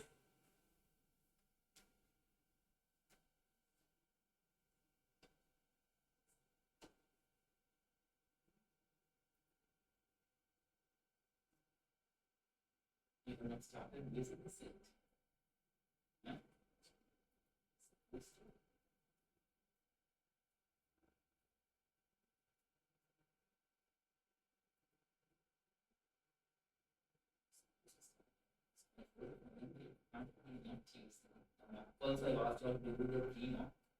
It is also released here. I'll assign all the official resources. Please try to get all the past example.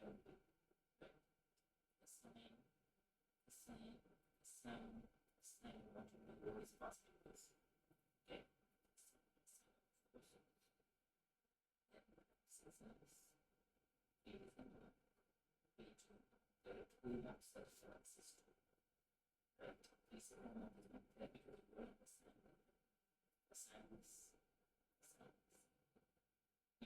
for example, and I also do examples. Intensify your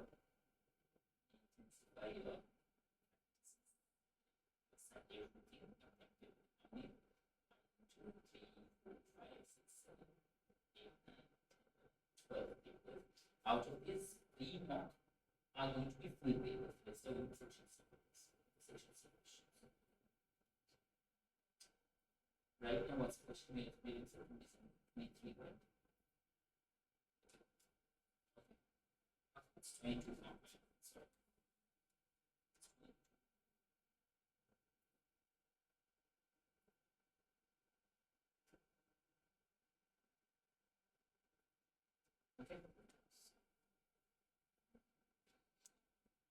Alright, guys, I want you all to attempt this on the practice platform. Please make sure you all open the practice platform, and by now you all should be familiar with practice platform as well. Okay, right. Now tell me here, the property has been sold. Right, property is disposed, sold. Is that going to affect your total assets? No, right? No, right? Total assets, no adjustment, because already sold. You would already de-recognized it. Right now, what has happened here? Sebastian Co has recorded historic cost depreciation, historic cost profit. Right, but when you're consolidating, right, in consolidated statement of financial position, consolidated statement of profit or loss, are you going to take historic cost? No, right? Because you have to take it to fair value. You take all the net assets of your subsidiary and you revalue to the fair value. Okay, so they have given you the fair value of 14 million, carrying amount of 11 million. In Sebastian Co's financial statement, Sebastian Co has recorded it based on 11 million, but you have to do it based on 14 million. So there is going to be excess depreciation first that you have to adjust, right? What will you adjust first? The excess depreciation of fair value adjustment, right? Until the asset was in place. Why? Depreciation is pro rata. So you have to do excess depreciation calculation first in SOPL and OCI, and next is going to be the disposal, profit or gain or loss on disposal based on the fair value for consolidation. That historic cost is, meaning you have to eliminate the historic cost figures from Sebastian Co, and when you have to consolidate the fair value based disposal. Okay, now those are all basic of consolidation theory or knowledge. Okay, right. So what is going to impact here? Gain.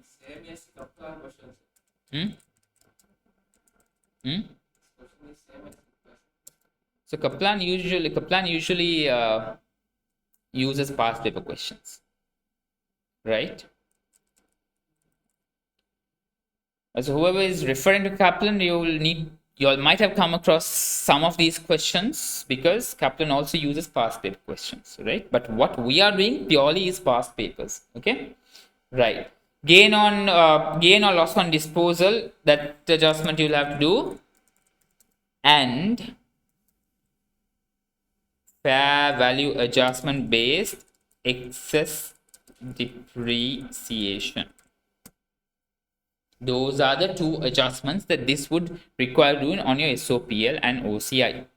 Next, PERDCO made sales of $9 million to Sebastian Co during the year ended 31st March 2018. Sebastian Co had only paid for 2 million of these goods at 31st March 2018. These sales were made at a markup on cost of 25%, and Sebastian Co holds 1/3 of these goods at 31st March 2018. SOPL? Yes. Intra group transactions to be eliminated. Does this affect total assets? Yes. Why? Sebastian payable. For PERD, it is receivable. Intra. So will it affect the 2 million unpaid? Only 2 million paid. Only 7 million is going to affect, because that is only going to be there in your receivable. Intragroup receivable. And what else? What else? Unrealized profit impacts your inventory. Unrealized profit elimination is affecting both your statement of profit and loss and your total assets, right? Right. At 31st March 2028, the PERT group decided to revalue its non-current assets for the first time. PERT Co's assets were deemed to have increased by 4.1 million. Sebastian Co's assets by 0.7 million. Closing inventory. So that's going to be there in your assets, right? So at 31st March 2028, the PERT group decided to revalue its non-current assets for the first time. PERT Co's assets were deemed to have increased by 4.1 million and Sebastian Co's assets by 0.7 million. Neither company has recorded the revaluation in its individual financial statements. Ignore deferred tax. Does this affect your statement of profit or other comprehensive income? Yes, other comprehensive income. Revaluation gain in other comprehensive income. Total assets also is going to, right? Revaluation gain or surplus, you can use any term. Revaluation gain would increase the non-current asset value. Okay, so that's going to affect both. Right. Final note. Sebastian Co paid a dividend of 1 million in the year, which has been correctly recorded by both companies. Sebastian Co has paid. It goes as investment income, right? With consolidation, it would be then PERT Co's investment income. So you have to eliminate. Yes. Eliminate from investment income only parent percentage. 1 million is total, so you take only parent percentage and eliminate. You don't eliminate 1 million in full, rather only the parent percentage.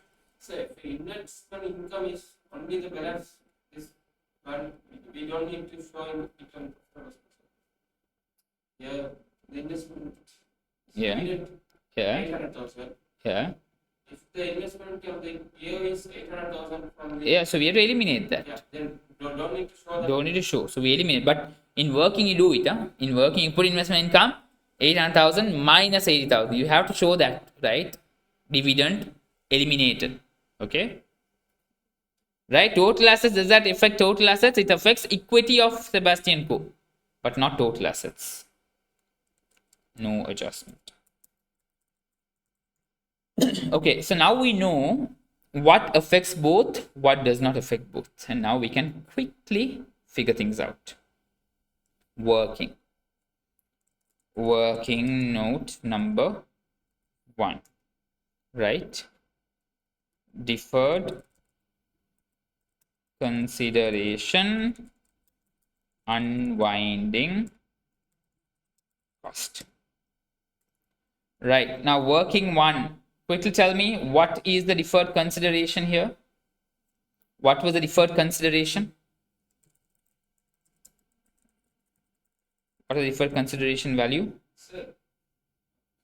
Deferred consideration value was 7.547 million. 6% is the cost of capital. 7.547. 7.547. 6% costs interest rate 6%. So unwinding cost. Unwinding cost is going to be this into 0.06. Now remember, when we look at this question, we have to quickly first look at whether was it a full year or mid year. 1st of April, 31st of March, full year. So we can take. Sir, the finance cost, we need to take it from, we are doing this calculation for which year, sir? We are doing the finance year calculation for this year. Right. Yeah. Then we need to unwind from, they bought it on 26. 26, right? Then we need to unwind it for 2 years. 1st of April 28, due to be paid on 1st of April 2028. 7.547. Last is unwinding, you've shown on last year. This year's unwinding is showing this year.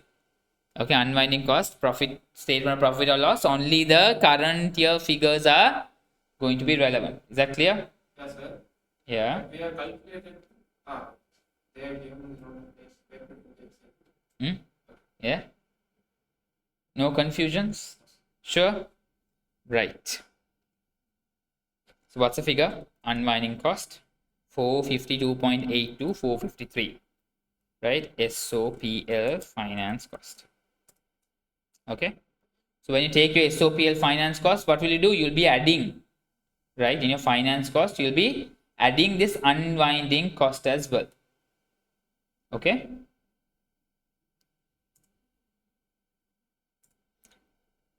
Is that clear? Okay. Let's quickly take finance cost here. Since we're doing it together, we'll figure the answer out here. Finance cost, they've given 3240 plus 1600 plus 4. There we go. Okay. Right. Working note number 2. On acquisition of Sebastian Co., the goodwill was correctly calculated at 3.2 million in the current year to 31st March 2027. Goodwill was deemed to have been impaired by 400,000. A further impairment of 300,000 is to be recognized for the year ended 31st March. Impairment loss is charged to operating expenses. So we have to do a working number. Now this is not going note by note. This can go non-note basis. So we are taking operating expenses. Okay, we are taking operating expenses. Now operating expenses, we first have to take the parents operating expense, then we take the, that's how we can consolidate. What's the parents operating expense? 18,040. What is subsidiaries? 7,130. Right. And on this impairment of goodwill, expense you have to increase, so you are going to add how much? 300 for the current year only, right? But when we take total assets, what's going to affect the total assets there? What's going to affect the total assets there? You will see that goodwill will be added here and impairment will be deducted. How much? 700.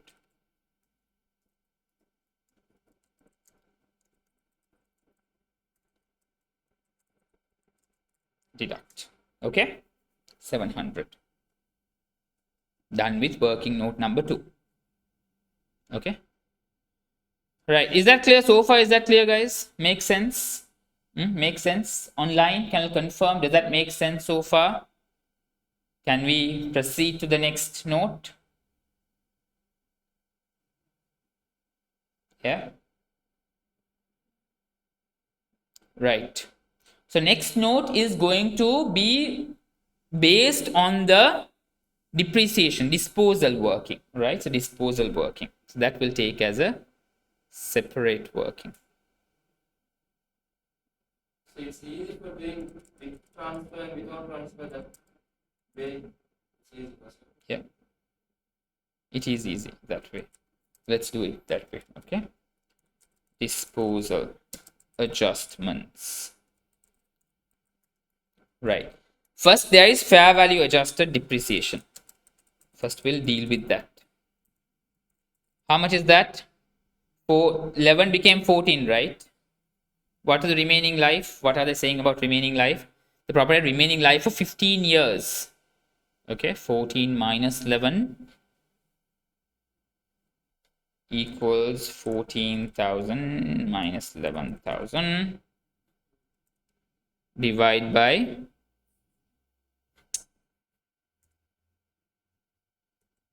give me a second.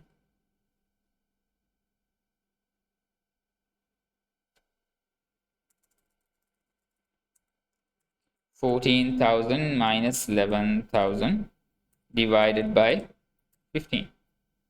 Okay, fair value. But are we taking it in full? Are we taking it in full? What does the question say?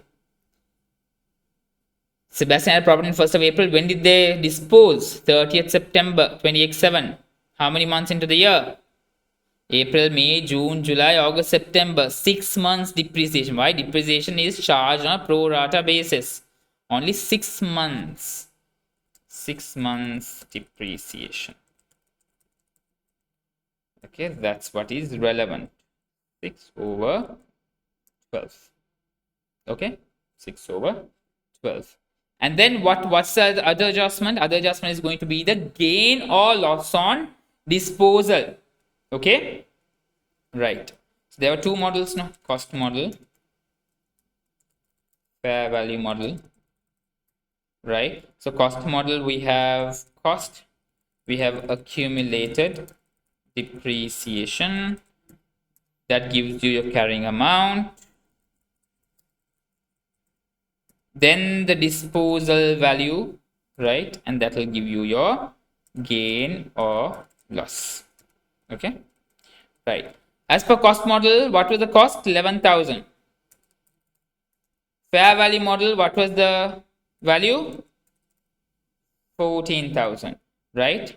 How many years? How many years was the asset used? 1st of April 2086 to 30th September 2087. How many years?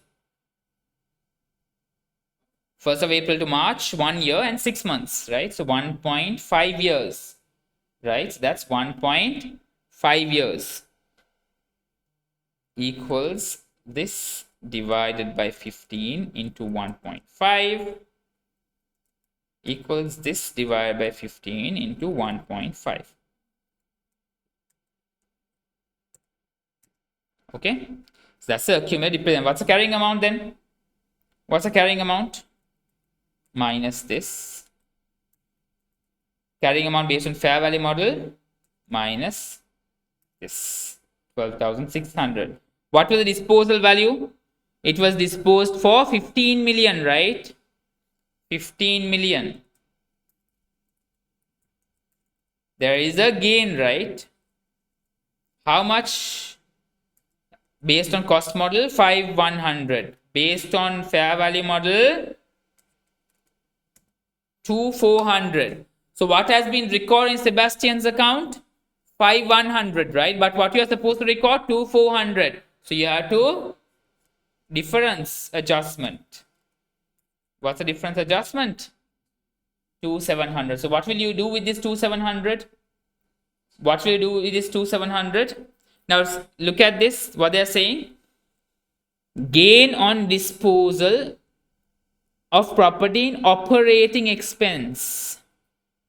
So when an income is recorded in expense, that becomes a negative expense, right? So when you want to eliminate a negative expense, you have to add it. Clear? Right. So what you're going to do? Gain on disposal, you are going to add. They are removing they are removing it from the. We are eliminating that, right? So that elimination would do the entire adjustment for us. Fair value adjusted depreciation, right? That's one item you're going to add here, which is 100. Then there is adjustment to gain on disposal. Sometimes they will charge it on the cost. Yeah, but here they are clearly saying operating expense, so you do the adjustment operating expense. Don't assume, right? Remember, income is a negative expense, so negative expense reversal is an addition, right? So that's why you are adding the changes, right? Remember that. Okay, adjustment to gain on disposal. Right. Then comes the next. Pertco made sales of 9 million to Sebastian Co. during the year ended 31st March 2088. Sebastian Co. had only paid for 2 million of these goods at 31st March 2088. These sales were made at markup on cost of 25%. You eliminate the. So we did increase the assets value, sir. 3 million. 3 million assets. Asset is no more in the SOFP. It's derecognized, disposed. No adjustment there. Okay. Right. So per made sales. First, let's do the total assets adjustment here, right? Eliminate intra group receivable. How much? 9,000 minus 2,000. Okay.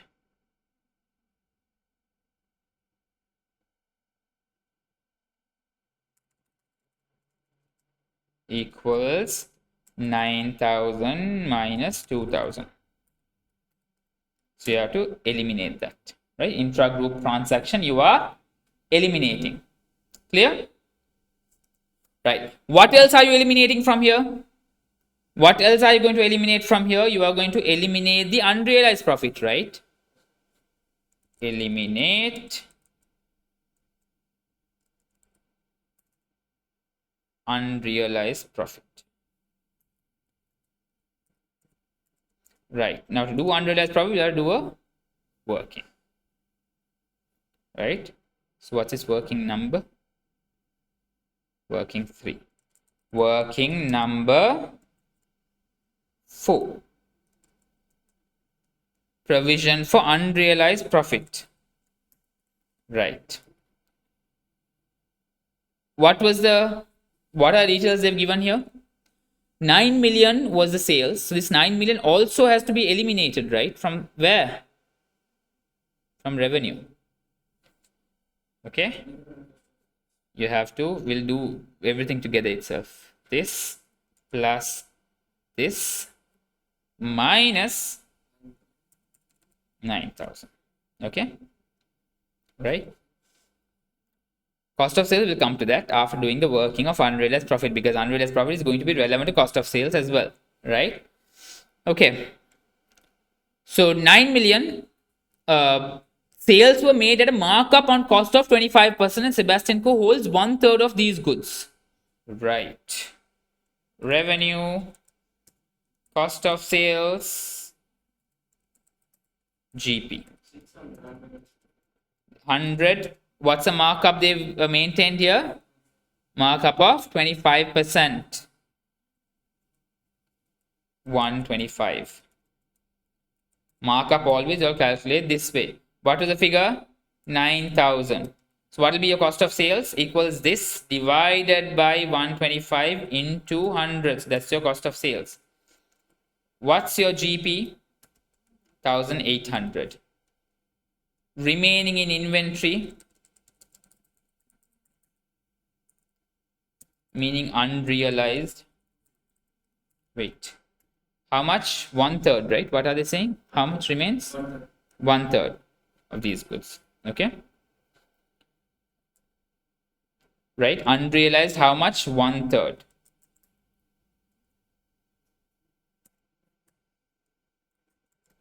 Right. So what is the unrealized profit? How do you arrive at unrealized profit? You take this and you do the 1/3. How much? 600. So what are you going to do? You have to do a couple of adjustments here. First, you have to deduct that from your total assets, and then you are going to do the adjustment on your cost of sales.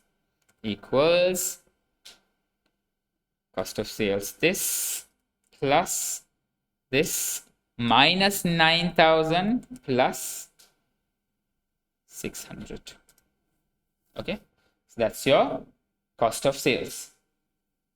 So that gives you a GP of, right. That note is also done. What's the final note? No, there's one more note. Revaluation, right? Decided to revalue its non-current assets for the first time. Perth Co's assets were deemed to have increased by 4.1 million and Sebastian Co's assets by 0.7. Why do we need to have Sebastian separately? Because that's the only revaluation gain that's going to impact the NCI. Okay. Neither company has recorded the revaluation in its individual financial statements, right? Both the companies have not recorded the gains in their respective financial statements. So what you have to do is you have to consider the total gain here, right? In the answer, comprehensive income. Revaluation, ignore. They've asked you to ignore the deferred tax. Surplus, right? Revaluation surplus. How much is that? Equals 4100 plus 700. So that's a revaluation gain. Okay, 4.8 million. Right. Operating expense, any other items on operating expense? No, right? So we are good to close operating expense working as well, yeah? Operating expense working also can be. Revaluation gain only will affect that. No, that's going to affect NCI also. Let's come to that. Right, let's close the operating expense first. Sum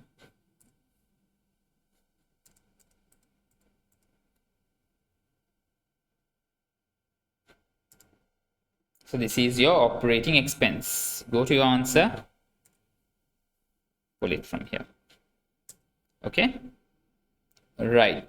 So profit from operations is going to be gross profit minus your operating expense. Investment income 800 minus, okay, let's do that working. I mean, let me just show that working to you all as well. Right, since we did not have to do the working number 5, dividends. What's the total dividends? Sebastian co dividends 1 million. Parent percentage, which is 80%, equals this into 80%.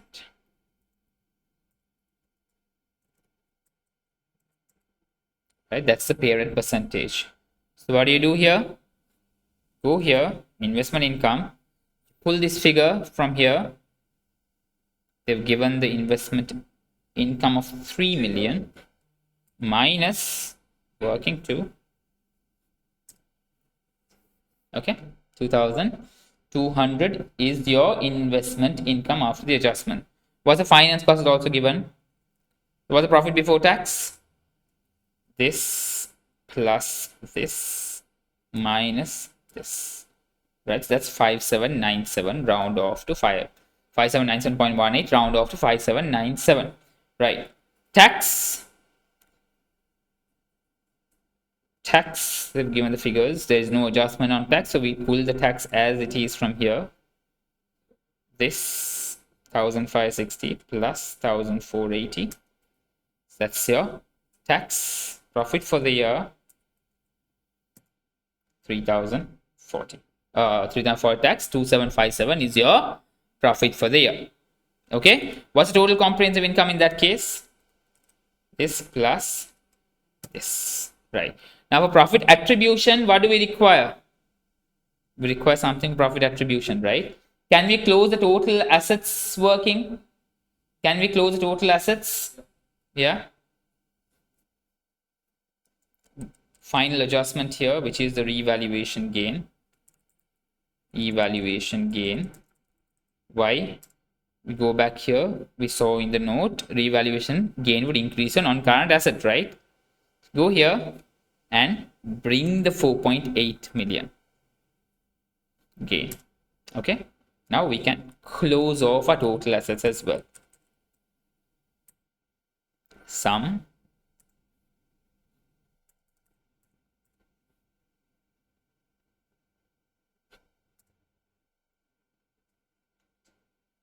right, there is group balance.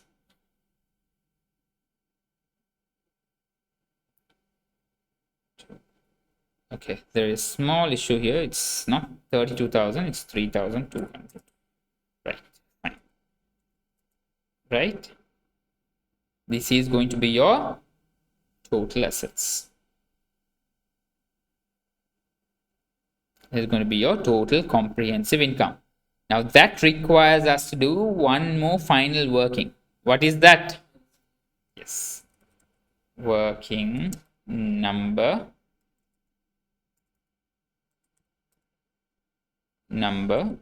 6, NCI.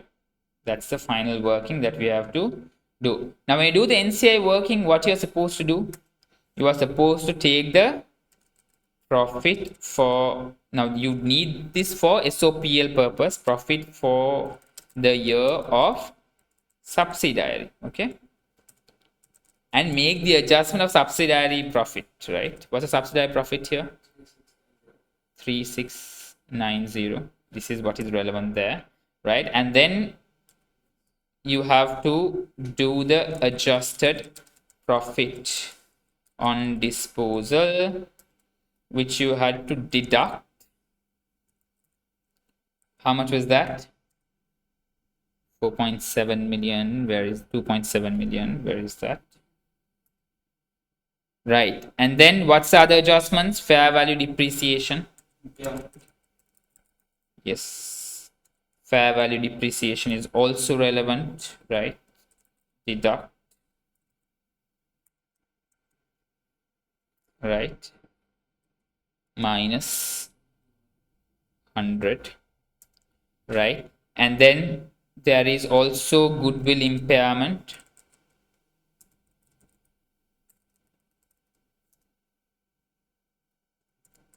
Goodwill impairment, that also you deduct. How much? How much goodwill impairment? Right. Right. So now that brings us the adjusted subsidiary profit. Adjusted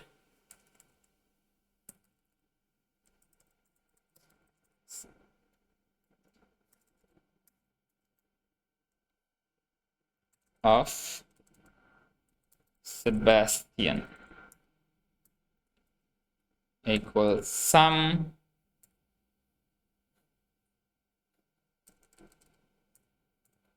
So you can press all equal. okay, 590. NCI share. How much is the NCI percentage? 20%. The NCI share is going to be this into 20%, right? Then revaluation gain, relevant here is 700. NCI share is this into 20%. There we go. Now we have answers for profit attribution. Go here.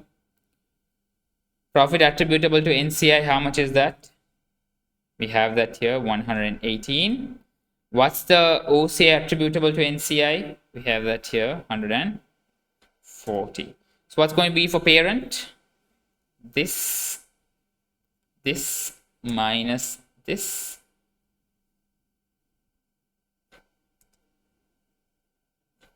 Other comprehensive income, this minus this. Okay. Yep. That's about it. Is that clear, guys? Is that clear? What did we do? We answered the requirement A and B together. Right. Is that clear, guys? Is that clear? Did we understand that question? Did we understand that question? Now you see, those are some little approaches that you all can use. Now you see, since we have already noted down what's affecting what, you will not miss. You can always go back and check your notes. Okay, what is affecting what? Yeah. But again, time management is key. If you all feel like doing this is going to, get you to sacrifice time or forego time management, then don't do this. Okay, don't do this. Now, there is an approach that I used to use whenever I used to read. Now, my reading time that I allocate, this was my reading time based activity, right? Then I start drafting and everything I draft at once, right? So there, once I have it, understood the requirement, once I noted down the requirement, now then I can go back and draft everything at once, right? Right? So this is an approach I use. But again, if you feel like time management is going to be compromised in your case, please don't. Clear? This is the format of exam. Hmm? This is the format. No, you. Yeah, that's the CB platform has given the exam format. Right, perfect. Take 2 minutes or take 5 minutes now to absorb what we have done. Quickly just run through the notes, think through what we did before we move on to our final section C question for today. Then we move on to the break and then we are going to do section A MCQs. Right? So today is going to be a little heavier and impactful day. Okay? Take 5 minutes, quick 5 minutes before we proceed into the next question.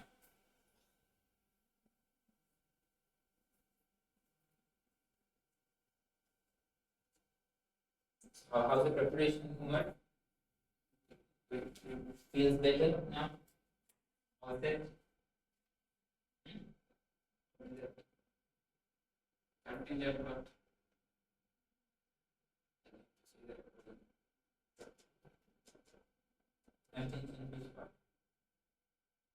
Consolidation. Continue. Tradition. I asked you also. Yeah. I did. I didn't study it yet. That's why I don't know. The rest of the areas are done. Study plan. They using study plan. I'm doing you're not thinking of answers. I done with them all? Not done.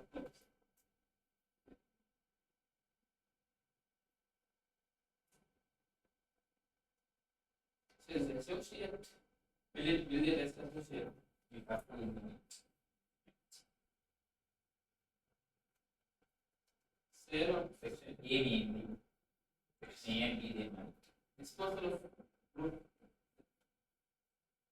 That's what we did right now. Additional information they can test.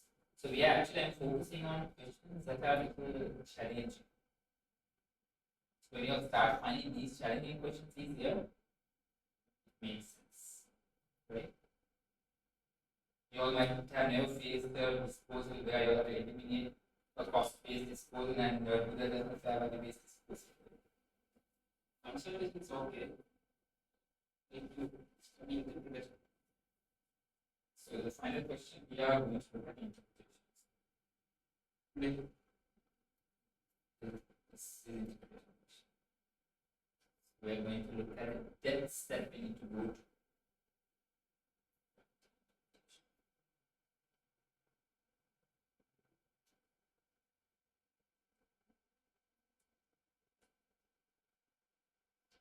How do you find the revisions effective?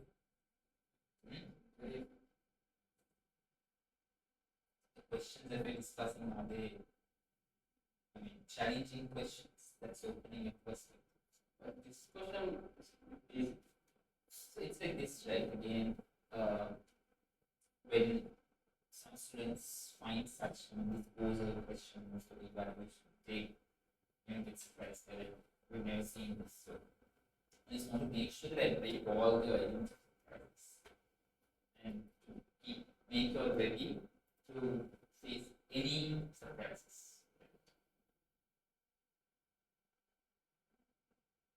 So can we do it in this format? Okay. It's so clear. Transmutation.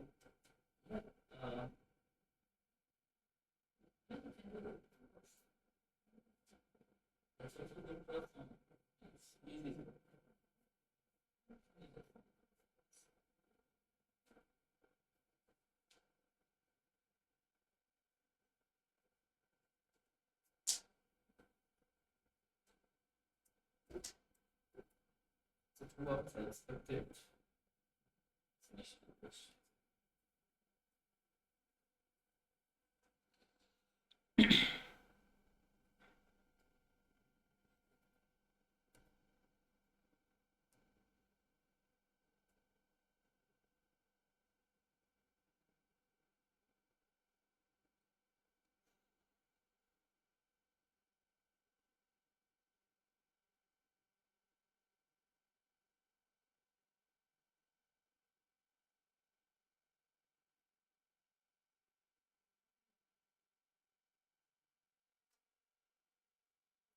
All right, guys, are we ready to move into the third question? Quickly confirm, guys online. Are we ready to move into the final question for the day?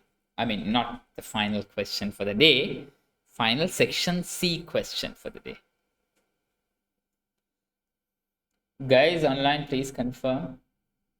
Support. Right.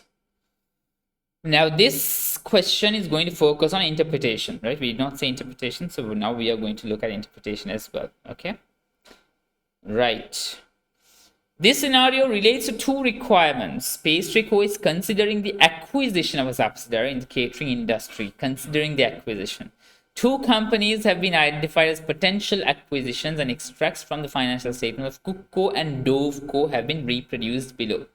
Right? Cookco and Doveco are the two companies that are potential acquisitions, right? Okay, now you need to remember certain figures could be a certain way because those companies may want to look attractive, right? And be disposal worthy. Okay? Right. So there are some notes given, right? Notes that are going to be very important to analyze, right? So what are the requirements? Requirement A: adjust the relevant extracts from Doveco's financial statements to apply the same accounting policies as Cookco and recalculate Doveco's ratios provided in note number 5. What are you going to do here? What are you supposed to do here? You have to change the policy, right? This is March, June 2021. Okay. Right? So you are supposed to apply, right, Cookco's policies to Doveco, remember. Not Doveco's policies to Cookco, but Cookco's policies to Doveco. Right? So first you identify what are the different policies that they're using. Right? First you identify that, you make that adjustment, then you move into the interpretation. Okay? Right. Notes. Let's quickly identify the policies here as well, if at all they are relevant. Doveco policy, Cookco policy. Right, both companies are owner managed. Doveco operates from expensive city center premises, selling to local businesses and the public. Cookco is a large wholesaler, selling to chains of coffee shops. Cookco operates from a number of low-cost production facilities. Okay, what does this? Why is this note relevant? It says that it's owner managed, meaning whatever the expenses, certain expenses could be manipulated, right? Because there's no any external party involvement here. Doveco's, where they are operating, what sort of an operators they are. One is retail, one is wholesale. So they're giving a little bit of an insight about the background about these two guys or two companies. Okay. On 1st of October 2006, Doveco revalued its properties for the first time. Okay, Doveco's revaluation model. Resulting in a gain of 30 million. The properties had a remaining useful life of 30 years at 1st of October 2006. Doveco does not make a transfer from revaluation surplus in respect of excess depreciation. No transfer. Right? I mean, what are the adjustments that would have happened? Subsequent depreciation would have happened. Right? Cookco uses the cost model to account. Cookco uses the cost model to account for its properties. Right? So that's the first policy. Cost model.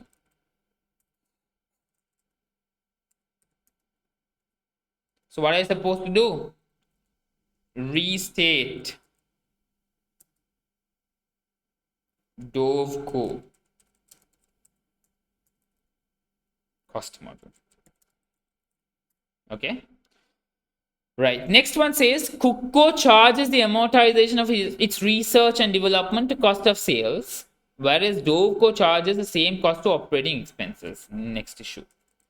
Operating expenses, meaning it makes operating profit look different. Cookco in cost of sales, meaning GP may look different there, right? Cost of sales impacting GP, operating expenses impacting the profit, right? Operating profit. So what are you supposed to do? Doveco needs to be restated to cost of sales, meaning you change their GP. Now GP margins would change. Huh? Based on this, GP margins would change. Okay? Right. Notes to the financial statements show that Cookco paid its directors total salaries of 110,000, whereas Doveco paid its directors total salaries of 560,000. Cookco has paid very low salary, Doveco paid very high salary. How's the earnings? Equity return earnings 18,300 and Doveco 2,600. Meaning they're not retaining company. They don't focus on growth. Cookco is taking less salaries. Maybe they're focusing on growth, right? So out of the operating expenses 4725, 560 of Doveco is relevant to salaries. Owner managed, right? Now Cookco 110. Now this, okay, this is owner managed, right? Now there could be a problem. Cookco might want to look attractive to buyers, potential buyers, right? So Cookco is trying to look more profitable, manipulating accounts, don't you think? Don't you think? 110,000 salaries, while 560, Cookco being a bigger company, since it's owner managed, now there is a potential of manipulation, right? What if Cookco is taking lower salaries to look more attractive, to make their profit higher and look more attractive to the buyers? So once they buy, they things go wrong. Never know. Okay, so those are the information you need to grasp from the notes before you interpret or analyze. Right? Your interpretation needs to be of that depth. All right. Right.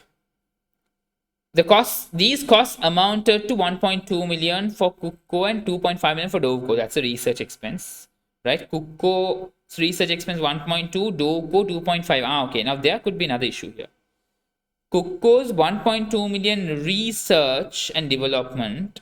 Doveco is paying more for research and development, meaning Doveco might potentially become a better company, right? Because they are spending more on research and development and they may end up becoming better company, while Cookco is limiting their spendings. Again, there's a spending issue here, right?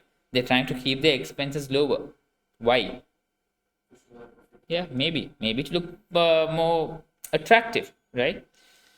Then they've given the ratios: GP margin, OP margin, return on capital employed. Those are three ratios, right? So when you're commenting on ratios, remember you start off with revenue. First, you look at the revenue and comment on that. Then you comment on GP margin, OP margin, ROC by considering the notes also. Now, OP margin is where that the changes, or GP margin is where the research and development cost comes in. OP margin is where the salaries come in, right? So manipulation could be there, right? So comment on that as you proceed into each of the margins, right? Right. Now looking at this, GP margin of Doveco is higher than Cookco. Doveco is making better GPs, right? Let's restate and see. OP margin, Doveco is making lesser than Cookco, although the GP margin is much higher. Some problem, right? ROCE, Doveco has 8.3, Cookco has 18.8. Okay, fine. Now let's see how the adjustments would take place. You all know the formulas. GP margin, what's the formula? Gross profit divided by revenue. OP margin, operating profit divided by revenue into 100. Return on capital employed,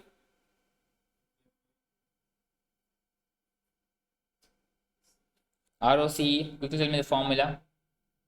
Should be knowing that.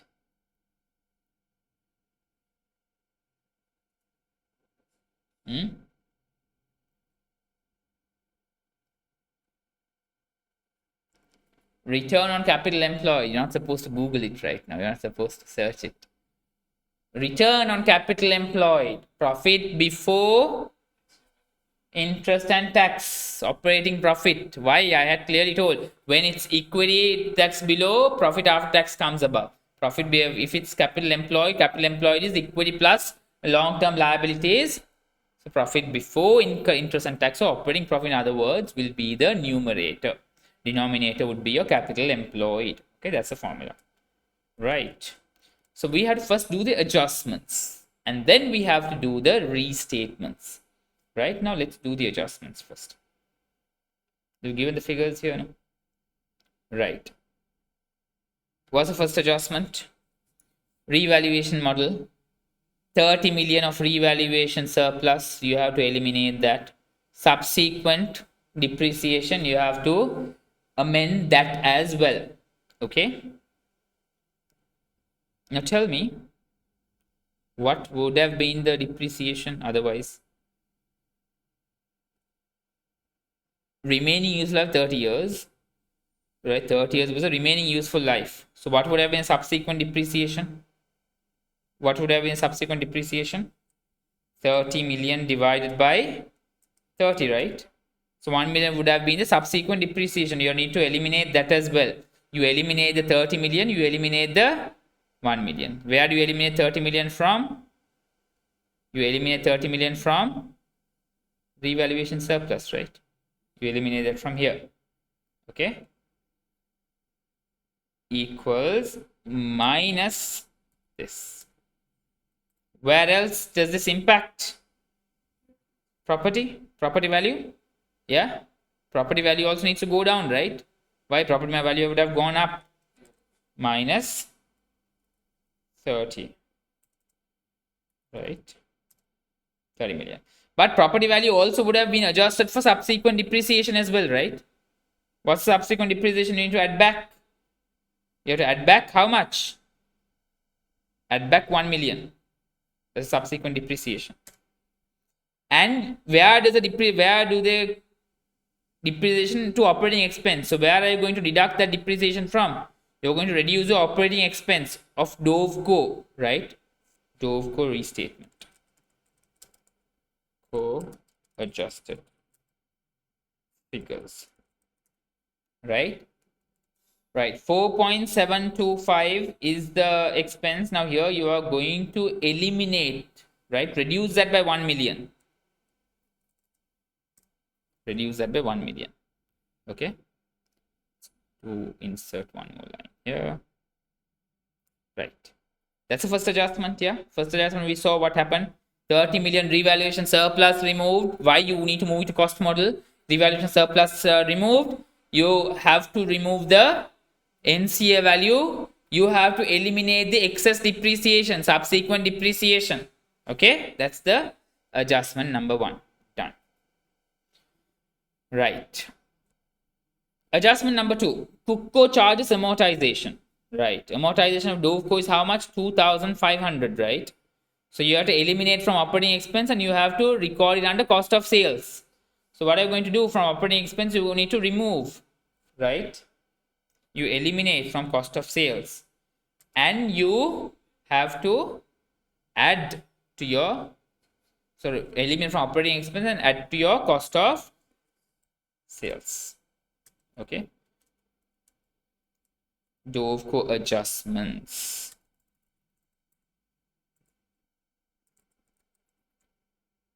Adjusted figures. So I'm doing the answer here itself. I'm not using a separate tab for this one. Right. So what would be Doveco's operating profit? Cost of sales 10,850. Is there a change to revenue? No change to revenue. That remains as it is. So what becomes the GP now? 5450. From 7950 it went to 5450. Right. And then what's the operating expense now?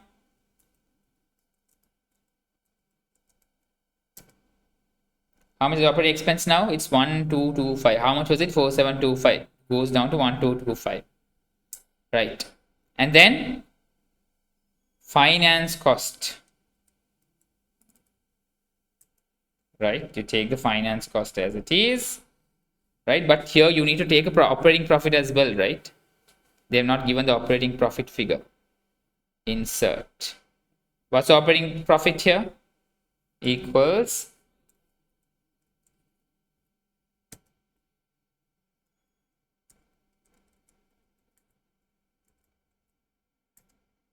4225 is operating profit, right? Then there is finance cost of 200, profit before interest and profit after interest, right? Or profit before tax is going to be 4025. Then what's the income tax? Income tax also remains the same, So now your profit for the year becomes 3, 2, 4, 5. Now we have the adjusted figures. Okay, let's quickly adjust this. What's going to be Doveco's property? 39,500. Equity remains the same. This becomes 0, right? Elimination, that makes it 0, right? Then the retained earnings. What happens to retained earnings? There's an adjustment that you have to do there, right? What's the adjustment? You have to add that restatement back, right? So you have to make the retained earning adjustment as well. This is a retained earning. Loan notes remains the same. There we go. Right. Now, while we are doing that, let's do a quick understanding of the interest. What's the interest rate? They have not given interest rate. Now, that is also going to be relevant to our interpretation. Okay. 200 is the finance charge divided by, okay, that's 3.8%. Right? Let me convert it to percentage. 3.85%. Right? So it's don't consider minus. The percentage is 3.85. And how much interest are they paying? Cookco.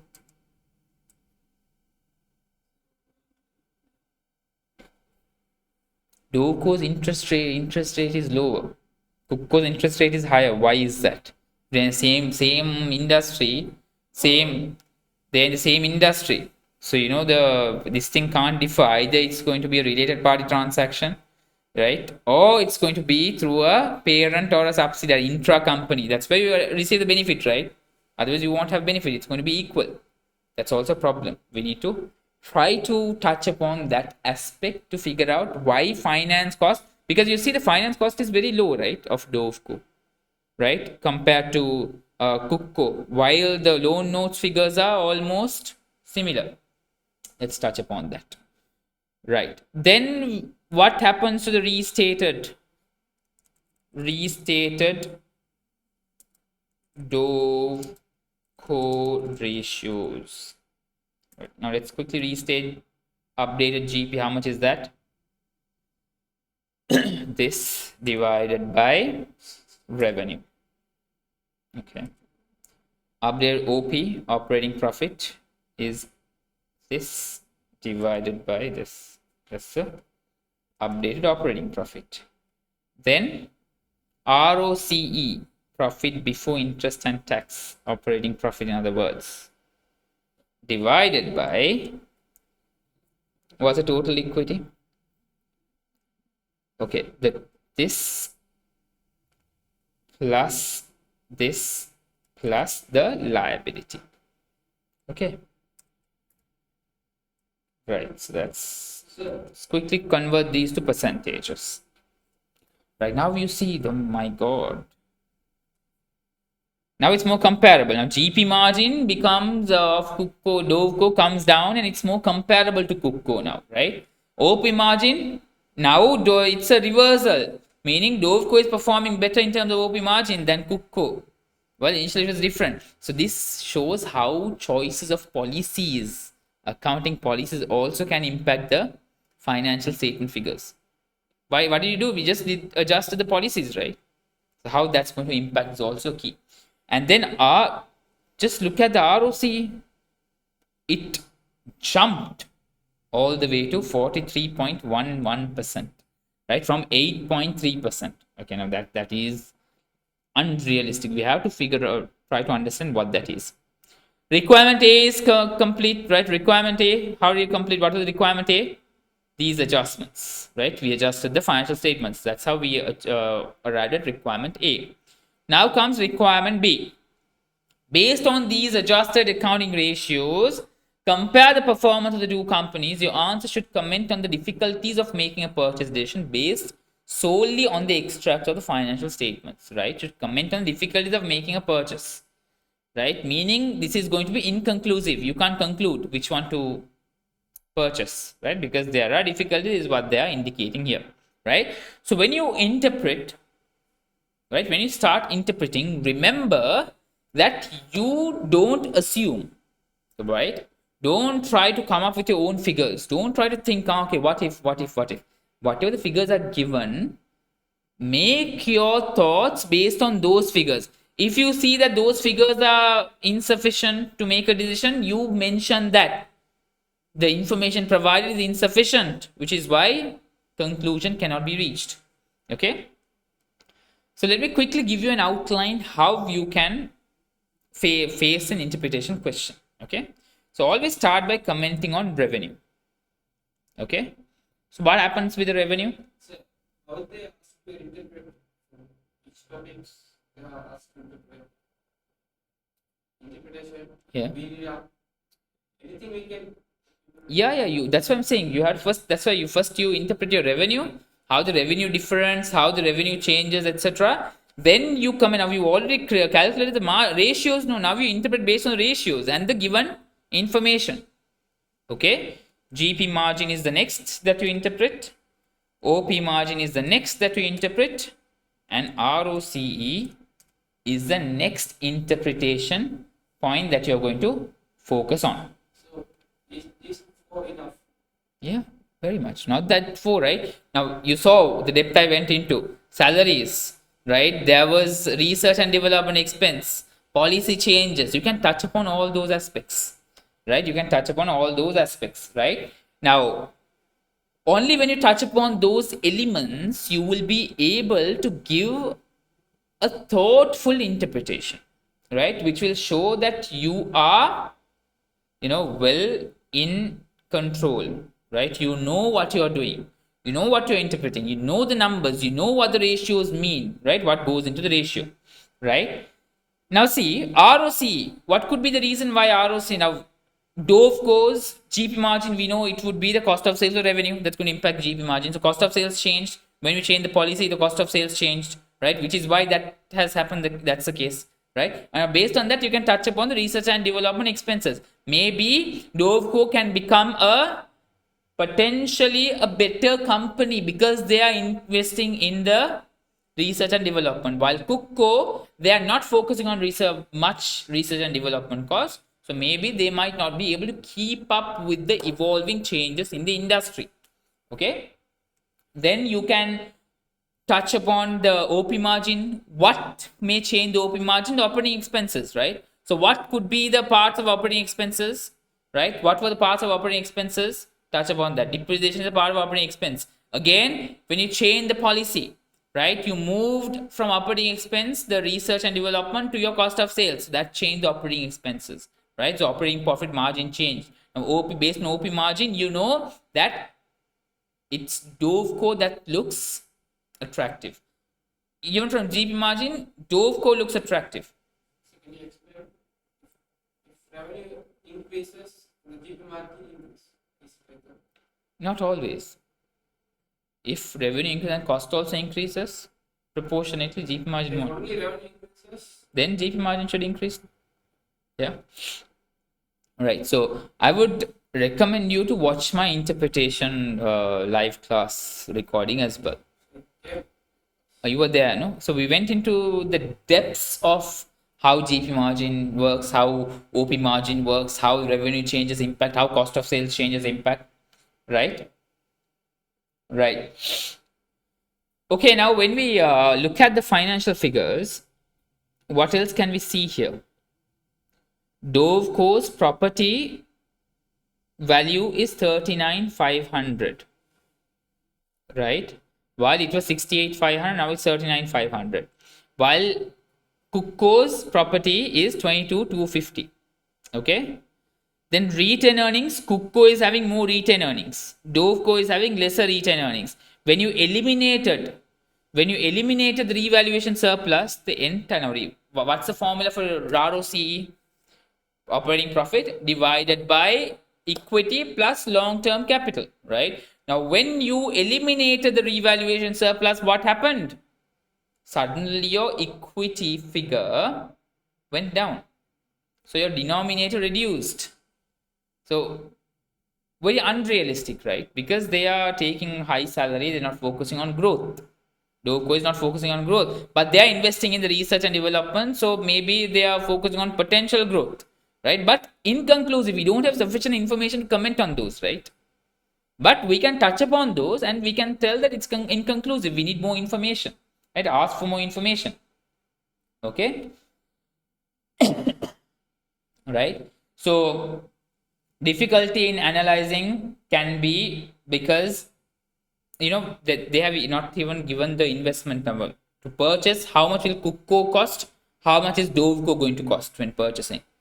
Now that is also difficulty. When you're touching upon difficulty, you have to touch upon those aspects, right? Operating profit, it's not clear why Cookco is charging lesser salaries while Doveco is charging. That's also not clear, right? Finance, again, a difficulty is the finance cost, right? The percentage, the interest rate that Doveco is paying is much lower than what Cookco is paying. So what could be the market rate? That information is not given, right? So those are some of the difficulties that you face in interpreting, right? What are they saying? They are asking you to touch upon, comment on difficulty. So these could be certain items that you can comment based on the difficulties you have come across. And accounting policies, you can even touch upon accounting policies. When the accounting policies are different, that also can cause difficulties, right? What now, they've given only two accounting policies. What if there are other accounting policy changes? We don't know, right? So insufficient information, right? So that you will have to show. But you can, what you can clearly tell, interpret, or what you can clearly conclude is that both the companies are profitable and both are performing well. 32, because both the ratios are good, right? 32.30, 33.44, 23.30, 25.92, 18.8, 43.11, not bad, right? Both are performing well, right? But you will need previous year's financial statements to comment more on this, right? Now only two companies 1 year is not going to help you. Had they given you, now you can ask that, had we been given, or if we have access to the information of last year of these two companies, we can make more practical comparison and practical recommendation. We can see whether last year's salary also was same amount or not. Then we can comment on those difficulties also, whether last year's finance cost was same or not, right? So we need at least 1 year to compare, right? Therefore, always remember, when it is conclusive, conclude. When it's not conclusive, you can tell it's not conclusive because these reasons. Nevertheless, both the companies are appearing profitable. We will be needing more information to comment on the conclusive possibility of which company would be a better fit to make the purchases. Is that clear? Is that clear, guys? Guys online, is that clear? So that should be your thought pattern, meaning touch upon all the figures that are given here, right? Touch upon revenue, cost of sales, GP margin, OP margin, touch upon the finance cost element, right? Then then. So will they give the past year's statement? Past year's financial statements? Sometimes they, how does the comparison work? Either you have to compare with the last year's same company's last year performance, or you have to compare with the competitor, or you have to compare with sector average, right? But when it's a competitor or sector average, you can't conclude always if the past data is not available, like in this case, right? Two competitors is what they're. Our company's past is comparison between our past year statement. That is easier, right? But again, nothing is hard and fast though. It's all the technique that you use. Let's quickly have a look at how the income tax percentage has been as well, so we can actually comment on that too. I have to comment on all of these figures. 25%, 30%, despite being in the same industry. Why is that? Maybe it could be because of the income changes. Look at all these figures: finance cost, income tax figure, right? Then how the equity component and liability, long-term liability component changes the ROCE, right? That's what you comment on when you look at ROCE. Then you know that both the companies are owner managed, meaning there is more room for potential manipulation. Have they done the manipulation or not? we see the salaries could be a manipulation, but we can't comment on that. We can't conclude. So we need more information, meaning a past year's data would help us evaluate better, right? Then you can touch upon the policy changes, right? Then you can touch upon the research and development expenses, cook being lower, dove being higher. Then you can talk about the other aspects that you think would be affecting these ratios. Then you difficulties is something that they're asking you to touch upon, so you fulfill those requirements as well, and that is how you interpret. Okay, now interpretation is going to be subjective. Each of you is going to interpret differently, so you all are going to get marks for well explained, well understood, and a practical interpretation rather than just it being a generic or a vague interpretation. Always make sure your interpretation should be case specific, scenario specific. You take points from the scenario and you discuss on that. You don't just take ROC and explain, okay, what does ROC mean? This is what ROC is, definition, this is what formula. No, that's not going to get you marks. What is the problem here? In this scenario, what is it? So scenario based. Your interpretation needs to be scenario based. Okay, is that clear, guys? Is that clear? Is that clear? Right. Superb.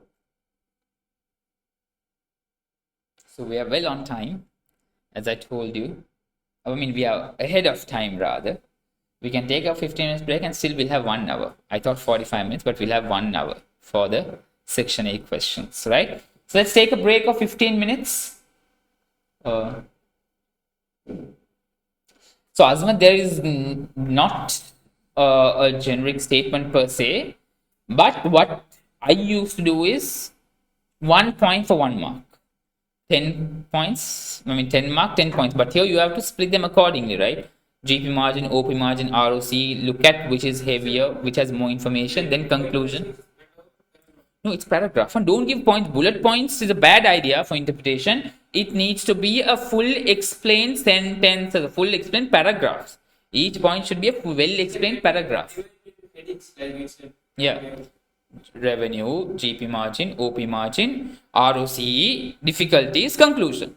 Break it to those and then explain, right? Well explained paragraphs need to be given, right? Okay. All right, guys. So now let's take a 15 minutes break and come back and start the section A discussion. Okay.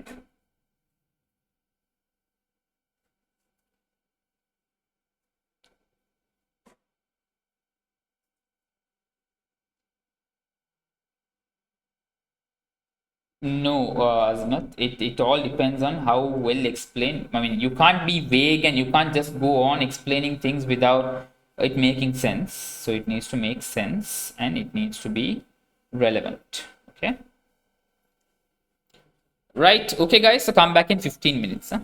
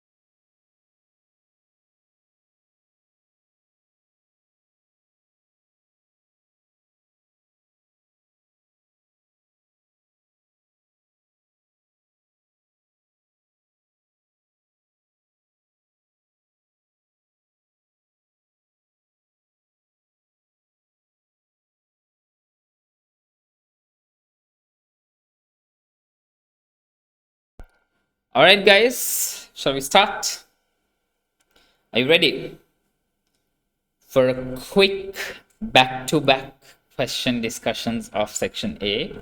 Again, we are going to touch upon the questions that many found challenging, many students have found challenging. These are all past paper questions, right? We have done some of these questions in the first session where we discussed Power 50 questions, right?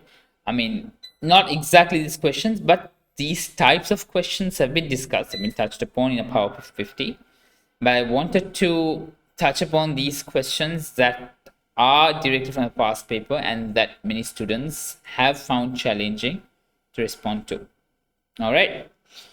Okay, so the first question says, on 1st of January, please, can I confirm you can hear me? Quickly confirm my audibility first. Quickly confirm the audibility.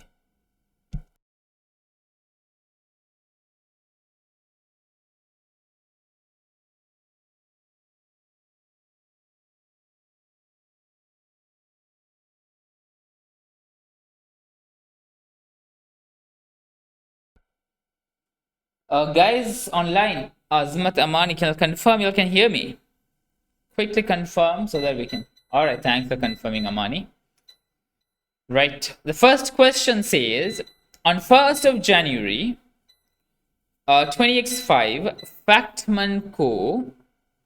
acquired a piece of equipment at a cost of 25 million. Right. The equipment has a useful life of 5 years. Right. It has a useful life of 5 years. And the company must decommission the equipment at the end of the 5 year period. The estimated cost of this decommissioning in 5 years' time is 10 million. Factman Co's cost of capital is 10% per annum. The present value of $1 receivable in 5 years' time at a discount rate of 10% per annum is 0.621. Factman Co has correctly capitalized the equipment and recognized the provision for decommissioning costs at the correct amount. Right. Now, since they have correctly capitalized, they have correctly recorded the provision, what is the total charge to P&L relating to the equipment and decommissioning provision? Right, so what are charges? Decommissioning cost, IAS 16, we have looked at it there. What's going to be relevant to your P&L?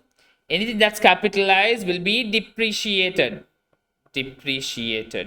And anything that is brought into present value will be unwound. So there is unwinding cost there. Okay. This I'm doing. It's not a question. You will not be able to access these questions. Right. So yeah, this is just a discussion. So you all are going to look at these questions and get some ideas. Rewatch this, and you will be able to understand things better. All right. These are section A questions, right? Section A questions, and these questions are the questions that the students have found challenging. Now, if you ask me, how did I find these questions, right? That's a secret. I'll tell you all later. Okay.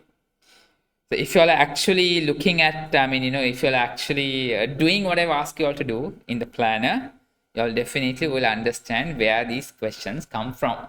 Now, this would show how many of you all are actually following the plan and how many of you all are not. All right. Okay. And I'm assuming that some of you might not be, which is why I've brought the questions here itself. Right. Okay.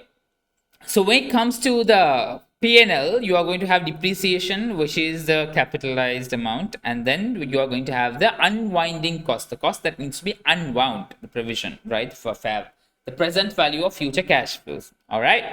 So how are you going to do that? How are you going to do that?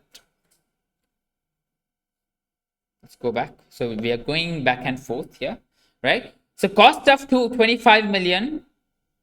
25 million is the cost. Then If you all remember IA 16, right, you all would know the decommission cost, the present value, will be capitalized. So what would be the present value here? The decommissioning cost is 10 million. So what's going to be the present value? 10 million into 0.621. 10 million into 0.621. How much is that going to be? 6.251. Yeah, approximately 6.251. Right? Okay, I want you all to use a calculator, please. 0.621, 10 million. Not 6.251, it's 6.210. All right. Please use a calculator. 6.210. Okay. So what's the total capitalization? 25 plus 6.210. 30. 1.210. Okay, that's what's being capitalized, is it? That's what's being capitalized. Right. So what is going to be the depreciation? What's a useful life given here? 5 years divided by 5. Quickly tell me what is the answer. 31.210 divided by 5.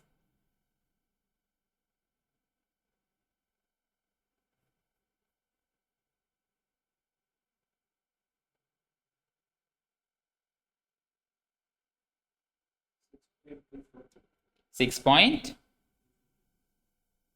242. That's the depreciation aspect. Right. What's the second aspect here? Unwinding cost, right? So what was the value? 6.210 is the present value. 6,210 into 10%. What is going to be the 621? So what is it become? 0.621, right? Right, 0.621. So what's the total? 6.863. So what would be your answer here? To the nearest thousands, you will have to 6863. Bring 6863. Now, why students found this challenging? As I already know, Asmat, not SBR. These are not SBR questions. These are FR questions, very much FR questions. At this point, I'm not going to discuss SBR questions because I want you all to pass FR exams, right? Then we go back to the SBR questions, right? To do more challenging questions. These are very much a past papers of FR, which is not available, widely available, but it's available somewhere. I'm not going to reveal where it is because I've already given that in my planner, right? Okay. So why students found this question particularly challenging was because some of them missed to capitalize, right, the decommissioning cost. Why? Because IAS 16 was not strong, right? Some of them just took the unwinding cost, right, and they showed that as a profit and loss. Yes, that is a part of the charge, but depreciation also needs to be there, right? So some of the candidates who did the depreciation did it without the capitalizing of the value. They did it for the actual 25 million divided by 5. Okay, so those were the areas how they went wrong, right? So remember, whenever they ask you to show what is going to be the charge in profit or loss, you need to be showing all the charges that are relevant to profit or loss. Okay, is that clear? Is that clear? Yeah, right. Next question. Sagan Co. acquired a brand name with an estimated useful life of 10 years on 1st of January 20x2 for 10 million. On 1st of January 20x5, a brand specialist believed the brand to have a fair value of $14 million. Sagan Co. also ran a training course on 1st of January 20x5 for all staff on how to use a new software system. This training costs Sagan Co. 450,000. On average, the employees are expected to remain with Sagan Co. for 3 years. Right. How much should be recognized as an expense in the statement of profit or loss for the year ended 31st December in respect of brand amortization and in respect of training costs? What do you think? What do you think? Will you be considering 14 million the fair value or the 10 million? Why? Hmm? we bought it.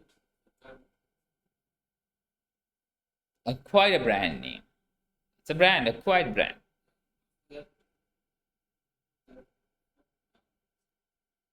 10 or 14? day, just the advertise Mm. So they asked me 31st December 2025. Subsequent. 10 million. Why 10 million? Tell me. You can't just say 10 million. You'll have to have a reason to tell 10 million. Internally generated bank account. So Azmat, Kaplan, as I told you, takes some questions from the past papers, right? So these are not, some could be in Kaplan, but they are not Kaplan questions. They are past paper questions. Yeah, now you don't break your head thinking where I have given you all, right? Now you all, that's for you all to do as a homework, right? So for the moment, just look at the question and try to understand what we are doing here. Right, 10 or 14, quickly tell me. IAS 38. Why 10? Internally generated bank account. Internally generated brand. For This is not internally generated. This is not internally generated. yeah, but they increase the value for What is internally generated? What is acquired? You need to clear that out. IAS 38. IAS 38 says you can use revaluation model for intangible assets only if there is an active market for it. Brand is going to be distinct. They are going to be different. There is not going to be an active market, which is why IAS 38 specifically disallows revaluing brands. It is an acquired intangible asset. It's not internally generated, right? But still, say even if it's acquired, they no, acquired remains acquired forever. asset, but the fair valuation they increase the fair value first then when it's 5. Yeah. They can't increase it no, sir. Why not? Whatever is acquired can be sold as well, right? Yes, sir. But Internally generated can be goodwill. Internally generated can be a brand, not a brand name, a brand, right? And Apple, for Apple, Apple is an internally generated brand. If Apple acquires Samsung, Samsung will remain an acquired brand. the Yeah, Apple can even sell off Samsung in a future date, right? But brand cannot be revalued specifically. Why? Because there is not going to be an active market. Only if there's active market you can revalue. If there's no active market you cannot revalue, and brand specifically is disallowed because of that reason. Okay. the concept that we need to take that in with No, why you should know why, right? So 10 million is what you're taking, divide by 10, so brand amortization is going to be 1 million. How come? 10 million divide by 10. Training cost, or you divide by 3. Expense incurred, you need to record. Okay, although it is going to generate future benefits, you have no control over these employees, right, that you're training. Yes, those are expenses, you incur it as it is, right? Next question. Which two of the following statements are true regarding the conceptual framework for financial reporting of the International Accounting Standards Board? A, it is principles based rather than rules based, but it is not an IFRS standard. B, the principles contained in the conceptual framework overrides any IFRS standard that exists. C, it requires accountants to evaluate and address threats to compliance with fundamental ethical principles. D, if it is revised, it will not automatically lead to changes to the IFRS standards. What are the correct options? What do you all think are the correct options? A is correct. Correct. That's correct. What's the other one?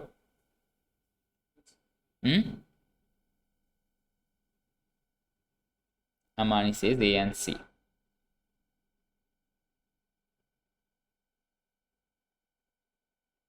Umar, A and C. Azmat?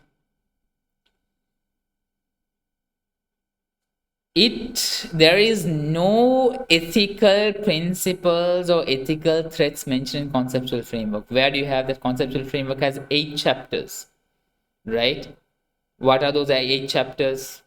It shows the elements, it shows the underlying reason, it shows the financial statements, right? Where do they talk about ethical principles or threats? It's not conceptual framework, right? Remember, conceptual framework has been revised, right? Conceptual framework has been revised. But unless an IFRS, now you see IAS 37 provision, still that defines assets, liabilities based on the past conceptual framework, right? The old one, not the updated one. But the updated, the revised conceptual framework did not override IAS 37, right? IAS 37 standard will have to come up with their own amendment to that standard, right? Meaning, if conceptual framework is revised, it cannot lead to changes in IFRS automatically. IFRS standard overrides conceptual Concept IFRS standard overrides conceptual framework. Yeah, IFRS standard requirements overrides conceptual framework. Okay, A and D. Okay, many found this challenging. Why? Because they are very confusing options. Okay, most of students went with A and C. So can you explain that deeper, like what the answer? If it is revised, it's not going to automatically change IFRS standard, right? Conceptual framework change is not going to override the IFRS, but IFRS overrides conceptual framework. Okay, right. The next question. Pearlco has controlled an 80% owned subsidiary, Silverco, for many years. Silverco sold goods to Pearlco for $120,000 at a markup of 20% during the year. Pearlco has sold half of these goods by the year end. Which of the following statements regarding intra-group transaction in the consolidated financial statements are true or false? Right. Revenue must be reduced by a total of 120,000. Is that correct? That's correct. Yes, straightforward. Cost of sales must be reduced by a total of 110,000. Calculate, yeah. 120 anyway you're reducing, no? But there's an unrealized profit component that's going to be there. What's the unrealized profit? 120,000 is a markup. So 120,000 divided by 120 into 100 is your cost of sales. So 100,000 is cost of sales. 20,000 is your profit. So when 20,000 is your profit, half of these goods are remaining. So 10,000 remains. So 120,000 plus 10,000 is 110,000. Minus 120 plus 110. That's correct. True. Non-controlling interest must be reduced by 2,000. Silverco has sold to Pearlco. Pearlco is the parent, Silverco is a subsidiary. So when subsidiary sells to parent, it impacts NCI. So 10,000 remains, NCI is 20%, so this is correct. True. Okay? Right. Next question. Saguaro Co. acquired 25% of the equity shares in Cactus Co. for $400,000 on 1st of March 20x1. In July 20x1, Cactus Co. paid a dividend of 36,000. Cactus Co.'s profit for the year ended 31st December was 115,000. All profits accrued evenly over the year. Right, now this is an associate. Okay. What is the carrying amount of the investment in the associate as at the year end? What was the investment value? 400,000. Right. And then when was it purchased? 1st of March. Right? Right. 31st December. How many months was it owned? March? 10 months. Yeah. So what's the profit? 30% into 10 months profit. How much is that? How much is the total profit? Total profit is 115,200. So you have to do 115,200 into 10 over 12 into 30%. How much is that? Quickly do the math. Quickly do the math.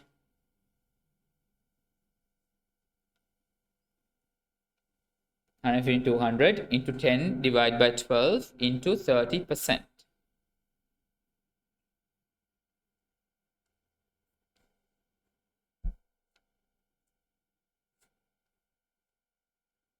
Quick.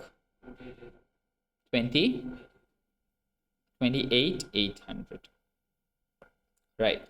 Then there is a dividend, right? You have to eliminate dividend. Associate dividend is eliminated. How much is the dividend? 36,000.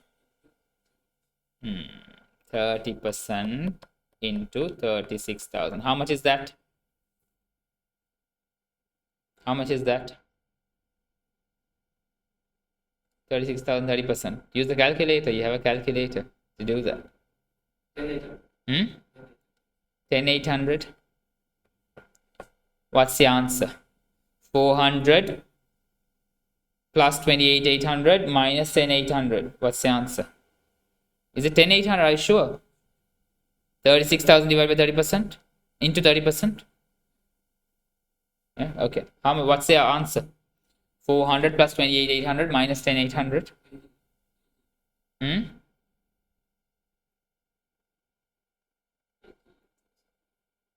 Yep. There's some calculation error you have made. You have made some calculation. 400 plus 2800 minus 800. This is what it is.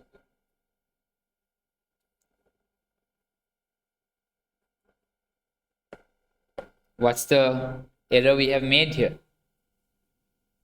What's the error we have made?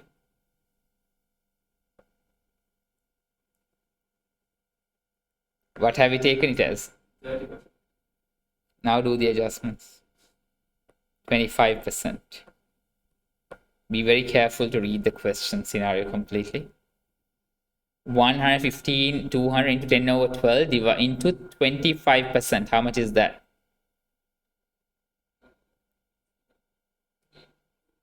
Hmm? 24,000. Right.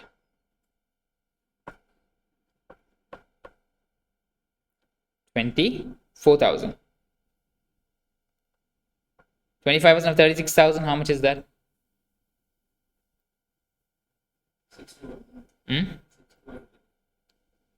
6.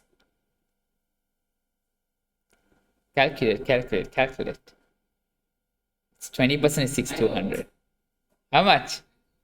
9,000. What's the total? 424 minus 9,000 is 415,000. Correct? So that's going to be your answer. So always remember to read the question completely. All right. Okay. That's what. You all also did not read the question properly. Right? Okay. Tioco acquired new plant on 1st of January 2023 for $6 million. This was partly funded by the receipt of a $2 million government grant on the same date. The plant has a useful life of 10 years. Tioco is unsure whether to deduct the grant to calculate the carrying amount of the plant or to use the deferred income method. Based on different ways to account for government grants, which two of the following options can be recognized in the statement of financial position? Meaning you have to do both the ways. Right? You have to do the calculation both the ways. Okay? So what does it require? It requires you to have a strong standard understanding. Okay, how many of you all have the strong standard understanding? You need to have that. Do you know how to do this question? Tell me what's the first way. Method 1. Deduct from NCA. Right? What's the first way? 6 million new plant, 2 million grant. 6 million minus 2 million, that gives you 4 million divided by how many years? Useful life of 10 years. Right? Useful life of 10 years. So how much is that? 4 100. What's 400? 400 is the depreciation, right? 400 is the depreciation. Okay. So what are the options given? Non-current liability option, non-current liability, non-current asset, non-current asset. Right. Two of the following. Okay. Now there is 400 depreciation. What's the plant value? 4 million minus 400 is 3,600. Which of this is correct? The one way? D is correct, right? Okay. D is correct. Okay. Right. Second way. What happens in second way? Second way, deferred income method. Method 2, deferred income. Right? How much was the grant? 2 million. Divide by 10. How much per year? 200. 1 year gone, right? So how much is the total grant? How much deferred income remaining? 1.8 million. What are the options given? Non-current liability of 1.8, non-current liability of 1.6. One current liability and that method is Yeah. So tell me, non-current liability of 1.8 or non-current liability of 1.6? What's correct? 1.6. Why? Because 200 out of this is current. If they asked you total liability, then 1.8. Non-current liability is 1.6. D&D. Understood? What's the standard? IAS. What's the standard? Huh? 20 government grants. so what's 40 investment? Property, investment property is IAS 40. Okay. Right. Barlow Co. owns the property which it rents to third parties. Okay, now this is IAS 40, right? According to IAS 40. Right?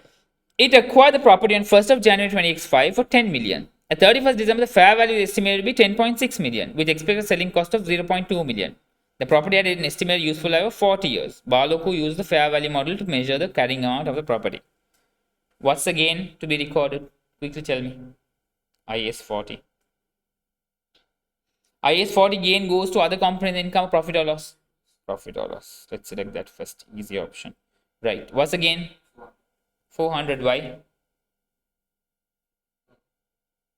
Selling cost. Yeah. No, sir. For 600 is the gain. Hmm? So depreciation calculation. What's the depreciation calculation? Azma, tell me depreciation calculation. You also mentioned about that. What's the depreciation, Umar?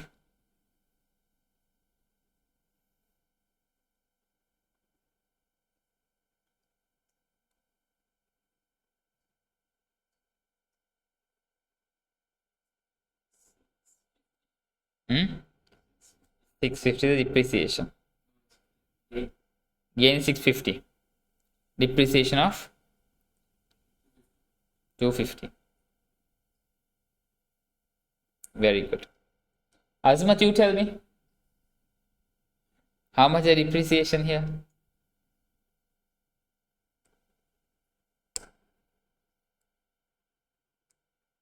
How much is the depreciation, Azmat?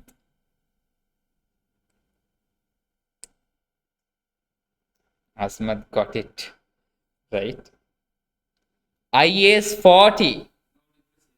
No depreciation. Fair value every year. So what's going to be the gain? Don't get confused between IAS 6 and IAS 40. Okay, I had clearly on the first session I had mentioned about this also. In the study plan also I've mentioned. Right? Special focus on IAS 6 and IAS 40. That was the day one. Now you all forgot what you all did on day one. No? Very good. 600,000, 10.6 minus 10. That's the gain. No depreciation, and it's every year annual fair value adjustment, and the gain goes to profit or loss. Impairment. Is impairment deduct on investment property? Oh, so that's a revaluation loss, revaluation gain, revaluation loss. Okay. Right. The next question. The next question says a company commenced work on the construction of a significant asset for one of its customers on 1st of May 2025. Construction is scheduled to run for 2 years and the total contract price is 5 million. At 31st December 2025, the following details are obtained in relation to the contract. The percentage complete was 50%. Amounts invoiced to the customer totaled 1.7 million. Amounts received from the customer totaled 0.8 million. What is the total amount that should be included in the statement of financial position as of 31st December 2025 as a contract asset or contract liability? What's the standard? What's the standard? Quickly tell me the standard. What's the standard? Very good. Very good. Right. How to identify contract asset or contract liability?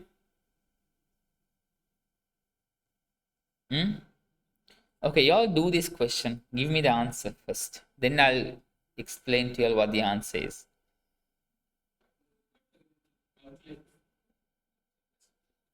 Calculate whether it's a contract asset or contract liability. 800 contract asset.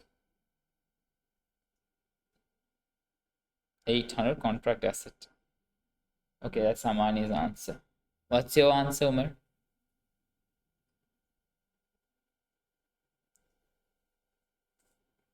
Azmat, what's your answer?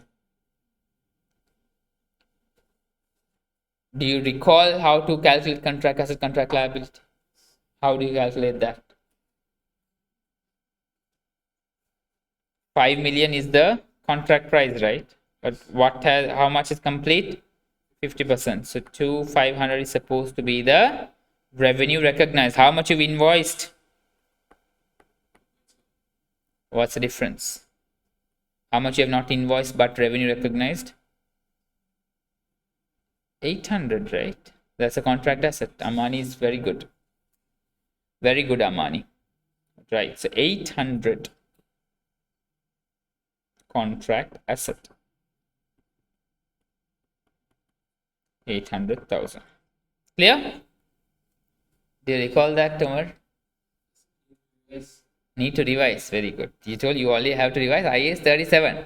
I have to revise this also. Supposed to do that. Right, okay. No worries. Still you'll have time to go through it. So don't get discouraged, okay? Right, the next question. The next question says, for several years, Jaswinder Co. has applied the cost model to its investment properties. From 1st of April, the fair value model was applied to investment properties as fair values were greater than carrying amounts across all investment properties. A fair value gain of 30 million was recognized in the financial statement. There's been no change in the useful life of investment properties. What effect will this change in accounting policy have on the financial statements for the year ended 31st March 2024? Tell me.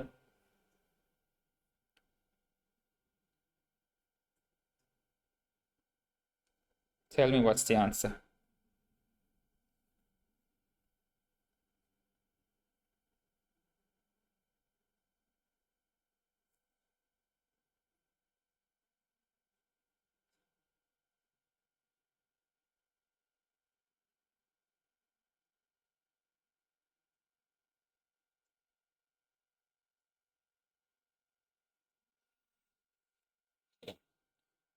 Both OP margin and gearing will increase. B, other component income will increase and gearing will decrease. C, profit before tax will increase and gearing will decrease. D, profit before tax will not change and gearing will increase. C. Why C? Because of the investment income, capital profit was increased. So profit before tax increases. So operating profit margin also increases, right? When the After operating profit. what comes after operating profit? Depreciation. Investment income is depreciation, right? Azmat says other component income will increase and gearing will decrease. Fair value, IAS 40, fair value, we just saw it's recorded into a profit or loss, not other components of income, Azmat.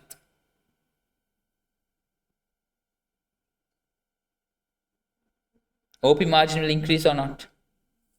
depreciation will reduce, meaning it will increase your operating profit, right? When your operating profit increases, meaning your operating profit margin goes up. If revenue But what's the catch here? operating margin, if operating profit increases, the operating margin will decrease. Who told? Use the calculator.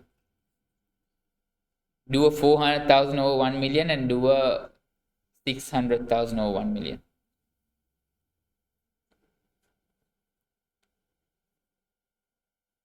Right, understood, Asmat. If that is so, all right. If that was not the case, you have to revise. Umar, do a 400 over 1 million. Increases, right? Operating profit margin. Then, why can't it be A and why is it C? Gearing, What's the gearing formula? What's the gearing formula? I'm being a little critical right now. Tell me quickly. Tell me what's the gearing formula? How many weeks more to go to the exam? 2 months? 3 months? 1 month? Just little more than 1 week, no?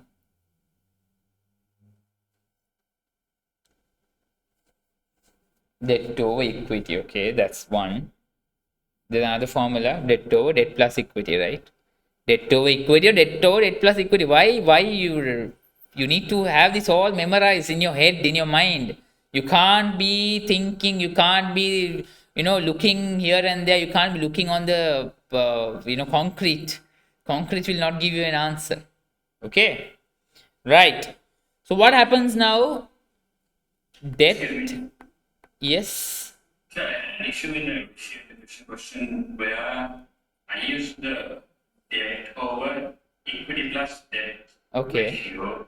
Okay. But then the question is the other one. But they're not specific on which one to use. Always, if there's an option to use both, if it's a writing, explanation, interpretation question, use both. If not, gearing, it needs to be question based. What are they asking? Are they asking you to just focus on equity, or are they wanting you to focus on both? Capital employed, debt plus equity, right? So you need to respond based on the question requirement. Okay, but if it's an interpretation question, do it in the both ways. Right? Because both are correct. Clear? Yes. Azmat, tell me. Umar, tell me. Debt over debt plus equity, right? Now, what happens? Operating profit increases, meaning your equity increases or not? Yeah, retained earnings increases, meaning your equity increases. Your debt remains the same. Same. This increases. If this increases, what happens? Gearing is going to decrease. A is incorrect because they are saying gearing will increase. C is correct. Your answer is correct. But you should be knowing to explain why your answer is correct. You can't be, you can do guesswork, educated, but educated guesses is what is important. Okay? Your answer was correct. But it was just an abrupt answer you gave. It's a C. But why C? You're not sure. You got confused, right? Clear? Yeah, that's why. So gearing, you need to be clear. Okay, profit impacts retained earnings, impacts equity. Equity changes. That does not change. So always when such questions, guys, remember, if you are stuck in such a question, now here there is no number. That's why you're stuck now. So always try to bring in number. Right? Always bring in a number and try to figure out with the number. Had you put a number now, as I told you, if you put debt, give a number to debt, if you give a number to equity, then you increase your equity number, then you will be able to figure out, okay, whether it's increased or not. Right? So such questions, please come up with your own figures and try to figure out. Okay? Right. Okay. Next question. Kajekco manufactures canoes and kayaks for the European market. It is consistently a highly profitable company. This trend is expected to continue. Most revenue is earned during the northern hemisphere's warmer months of March to August. All sales are on credit terms of 30 days. Upon incorporation, Kajak Co. chose between an annual reporting date of 31st January and 31st August, selecting the 31st January.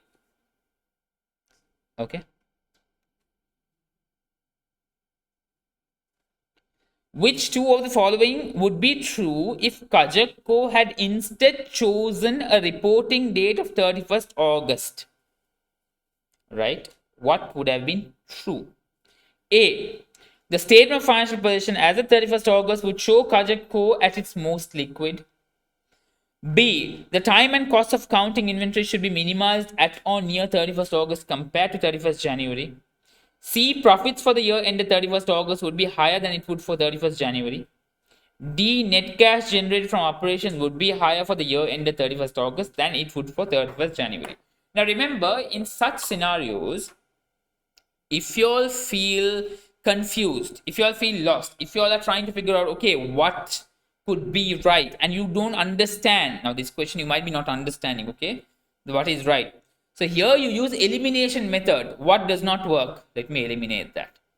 That would help you. Okay, in case the correct answer, when you look at the options, you feel, boggled, always use the elimination method. What does not work, remove that. Okay, right. Quickly tell me which two of the following is true if the reporting date changed. Most revenue is earned during March to August. Tell me.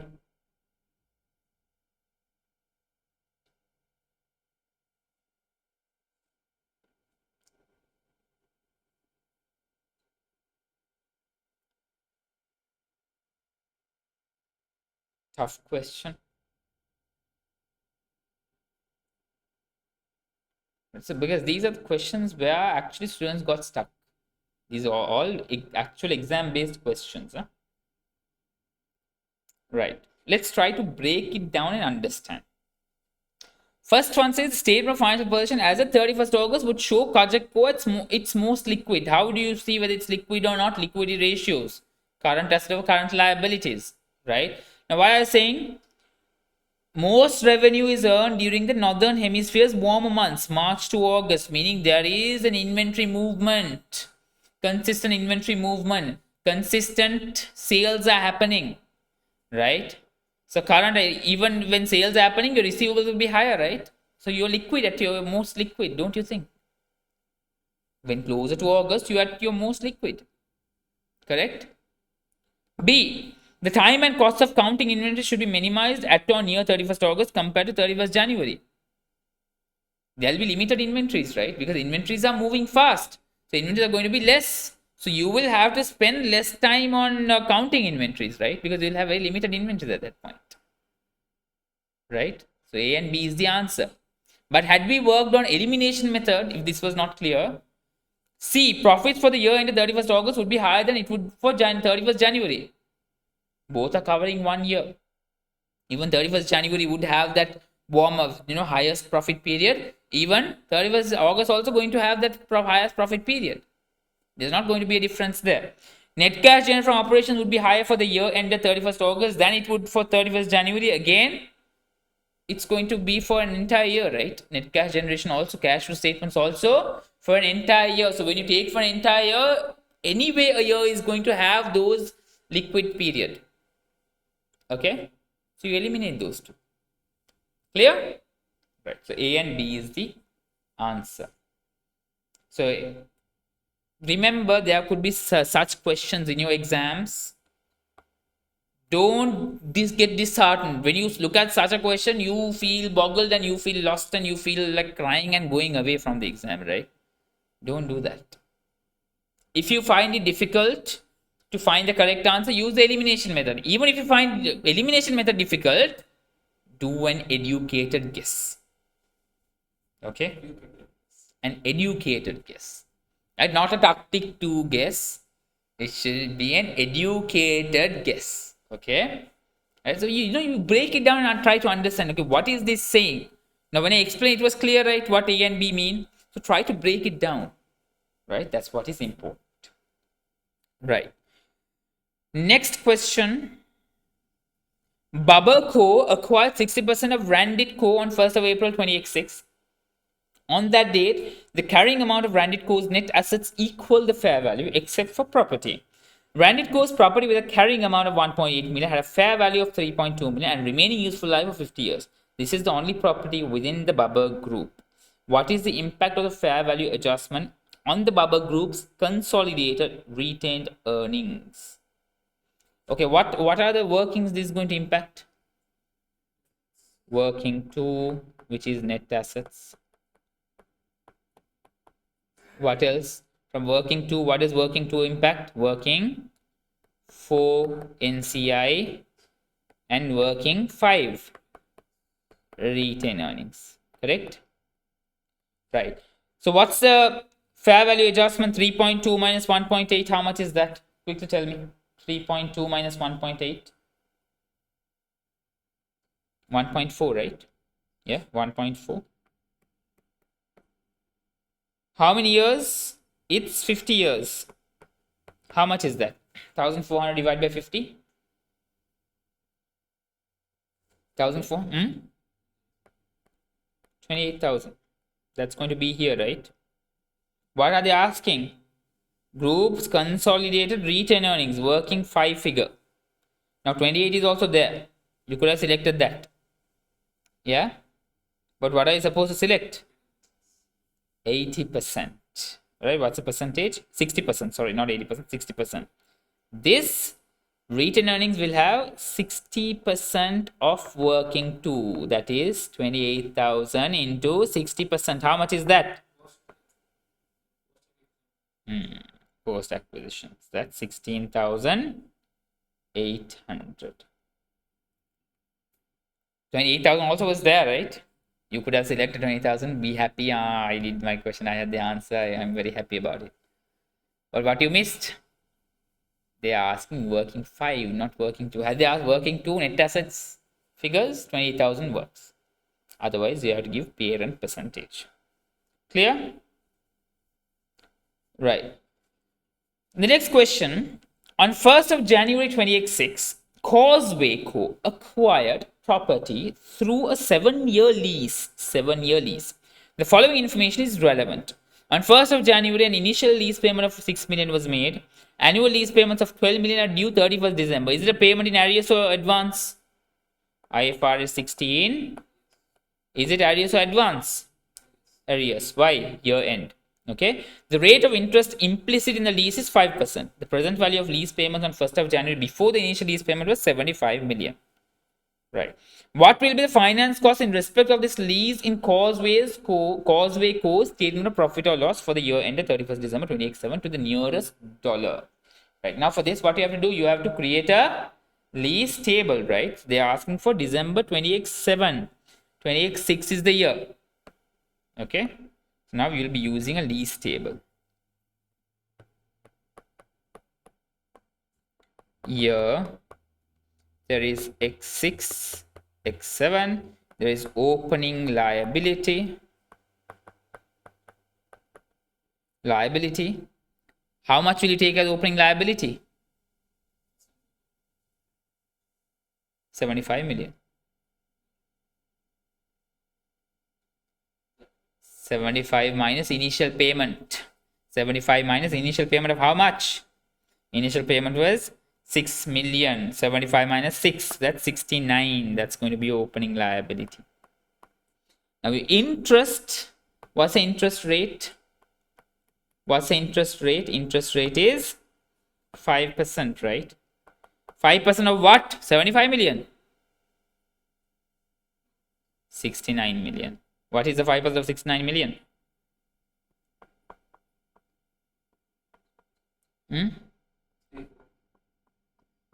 How much? 3450. So what's the closing liability here? This will become the opening liability. This we could have done in Excel, but I am doing it here so that we don't have to go back and forth. Closing liability, what would it have been? 69 plus 3450 minus 12,000. How much is that? 6450. Very good. Now that will go as the opening liability of next year.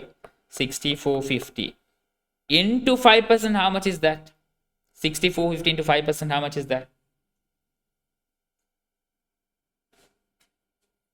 How much is that? 3022.5. Right, so this is going to be your answer. You can do beyond this, but the answer is 3022,500. Right, 3022,500. So nearest thousands. Okay, that's the answer. Right, next question. At 31st March 2023, Algernon Co. had equipment in its inventories which was manufactured to a customer's specific requirements and had originally cost $380,000. The selling price has been agreed as $420,000, but new regulations mean that safety measures must be added at a cost of $60,000 before the equipment may be sold. The customer has agreed to pay for half of these modification costs through an increase in the overall selling price. In accordance with IS2 inventories, what is the value of these inventories to be presented? What does IS2 say? Lower of cost or net realizable value. Okay, what is the cost? 380. What's the net realizable value? 420 plus how much? 60,000.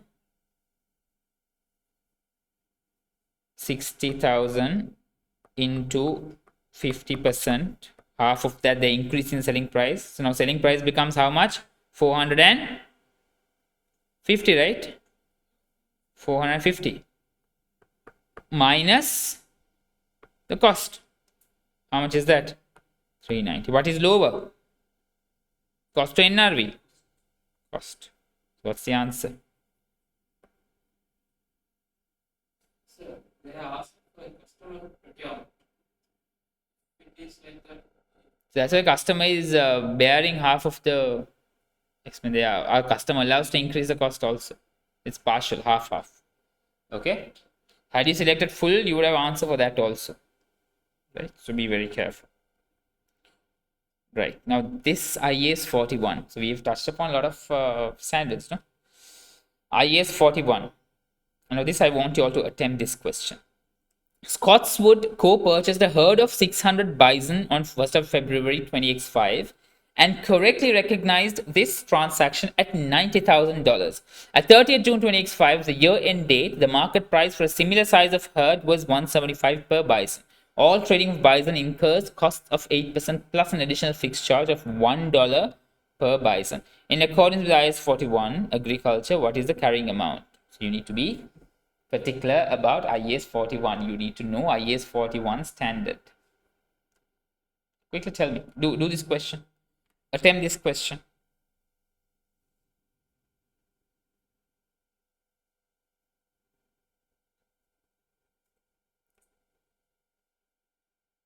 Attempt this question. Tell me what's the answer.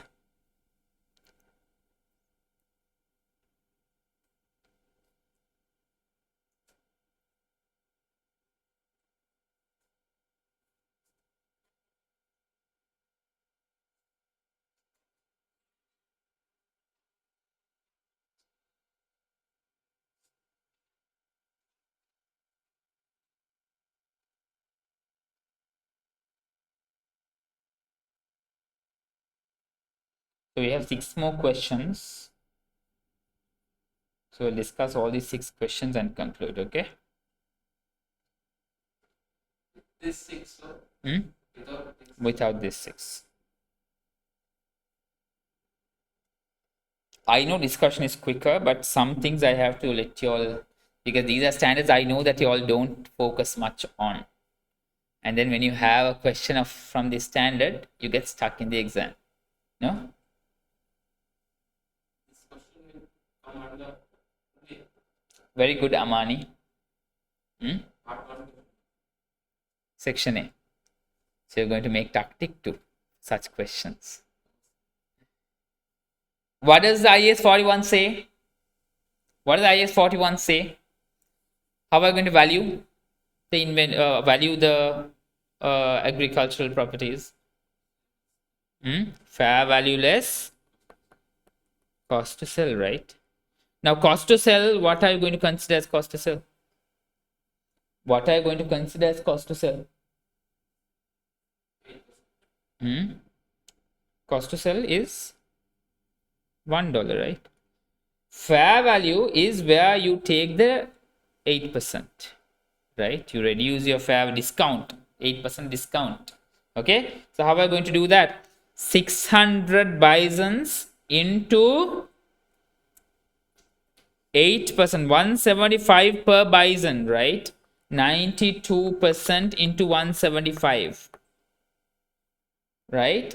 That minus 600 bisons into $1. What's the answer? That's the answer.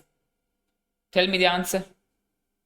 175 92% into 600 minus 600. The answer is B. 96,000. Okay? 96,000 is the answer. Clear?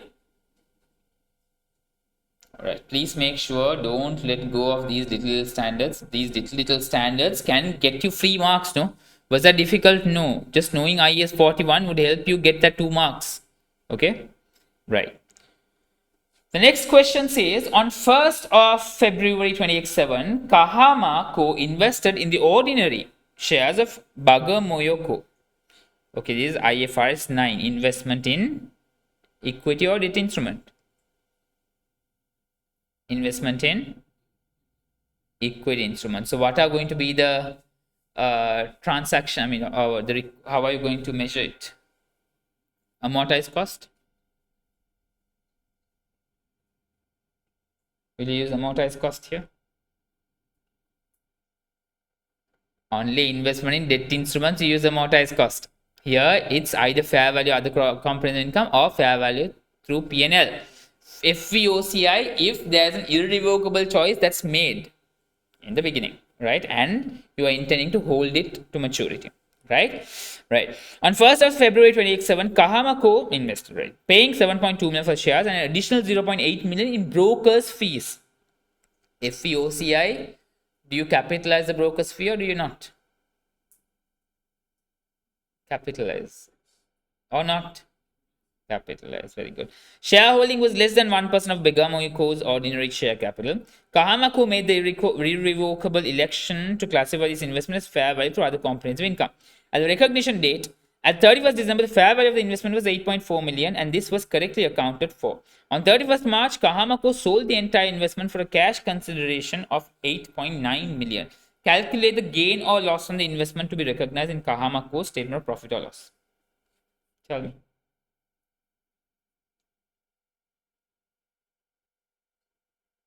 What are the adjustments when you take into consideration? 7.2, 0.8, then 8.4, 8.9, all that figures.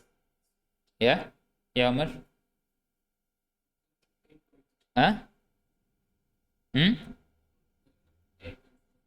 8.4 is not taken. And what is taken? 7.2 and 0.8. It's a very straightforward question. Though they've given you extra numbers, you're only supposed to focus on 8.9 and 8.4. The disposal, the cash consideration received minus the fair value. How much is that? 8.9 minus 8.4. Fair value to other comprehensive income. They're asking you the gain or loss on investment. So that is going to be 0.5 million. This is, irrelevant for this question. Right? Irrelevant for this question. But if you had to figure out what was the gain here, then you need that. Okay? Right.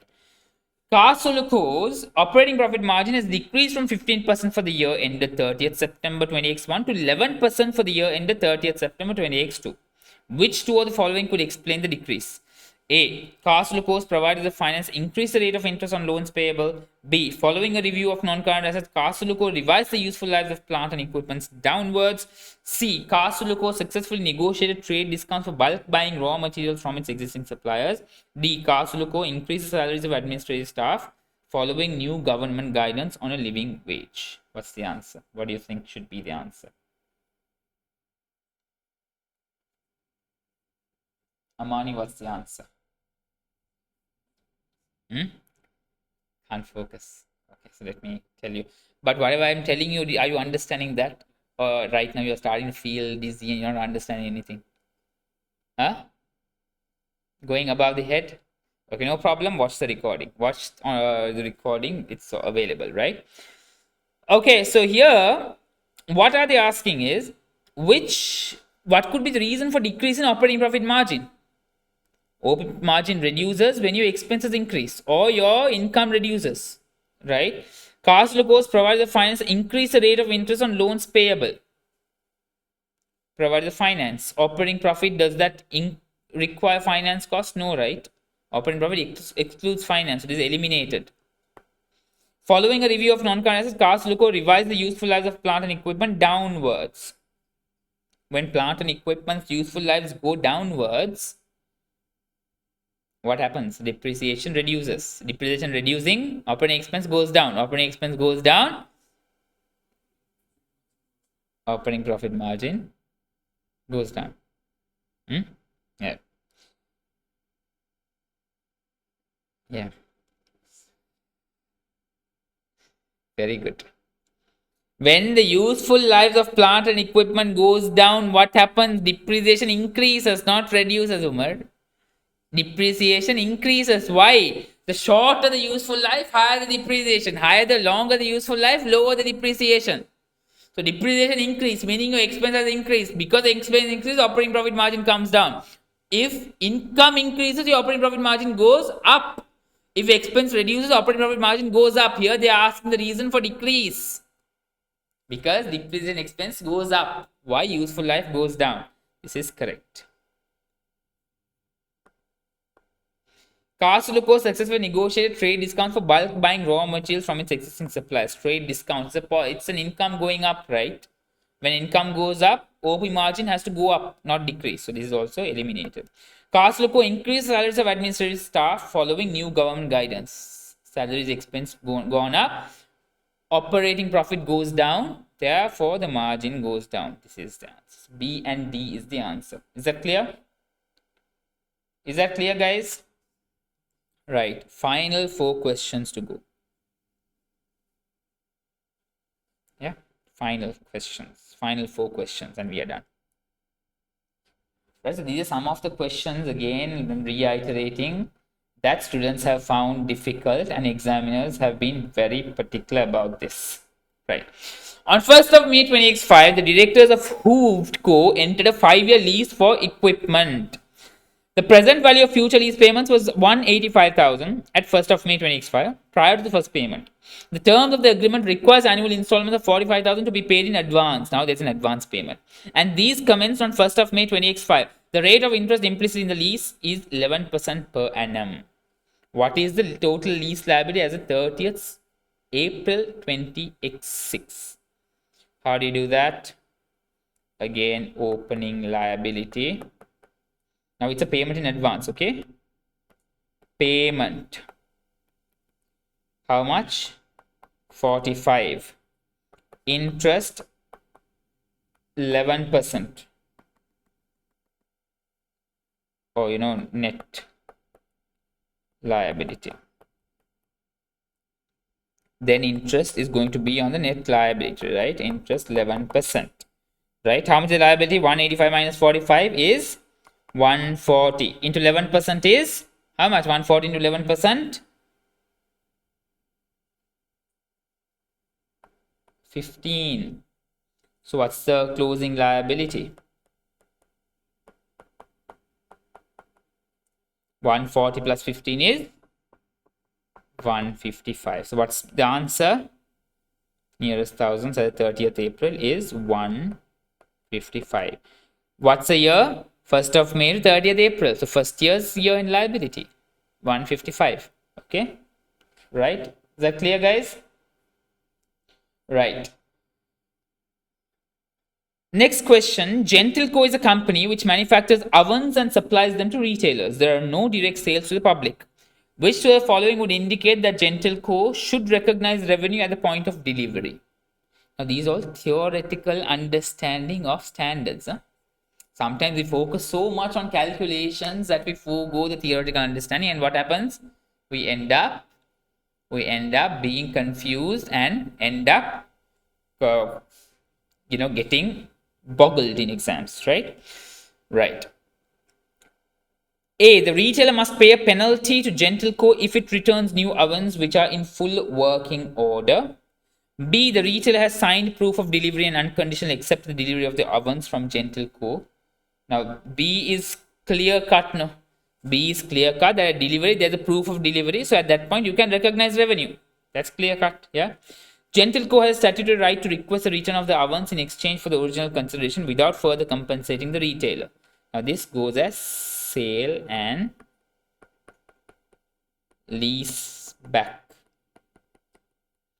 arrangement, but it does not meet the criteria, therefore it goes as finance arrangement.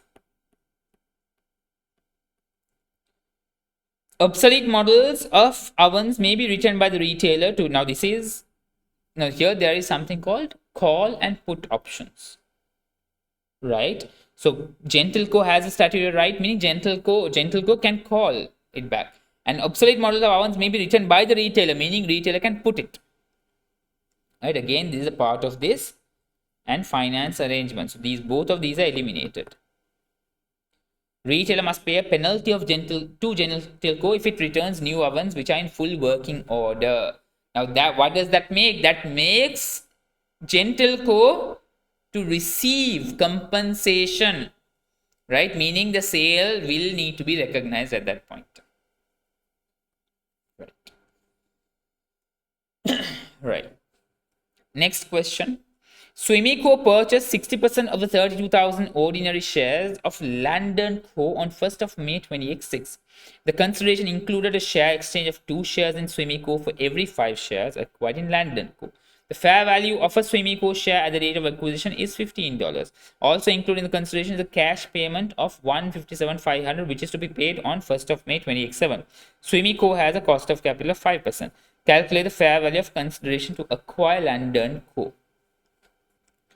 32,000 into 60% into what's the share exchange? 245 into 15. Tell me what's the answer? What's the answer? Calculate and tell me what's the answer.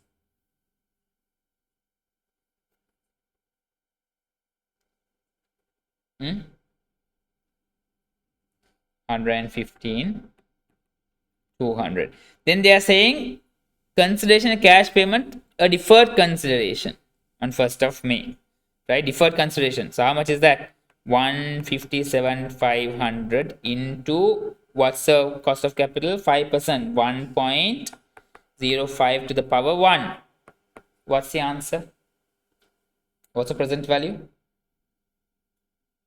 157,500 into 1.05 to the power 1. Yes, Azmat, you got it right. Very good. That's why I asked you to read the examiner reports. All these questions are from examiner reports. Okay. Now you will understand why I reiterate to read the examiner reports. Okay. I knew that you all would not have read it. That's why I myself prepared to call the questions from past, from March, June 2022 to 2024. All the exam reports available and put it in a file. 265, 200 is the answer. A. So please feel free to read the examiner reports because section B questions are there which I have not brought in. Okay, that's why I want to reiterate at the end. I'll keep that for the end anyway. Procter Co. held 270 units of work in progress within inventories at 31st May 2023. To date, work in progress has cost a total of 21,600. It is estimated that cost to complete are 19 per unit and that the finished goods would sell for 114 per unit. Direct selling costs are estimated at 5 per unit. Right. IS2, lower of cost and NRV. This is for finished goods, right? Work in progress, lower of cost and NRV. What will NRV now here? What's the NRV? Selling price minus cost to sell. Here NRV is going to be selling price minus cost to complete minus cost to sell. That's the difference between finished goods and work in progress.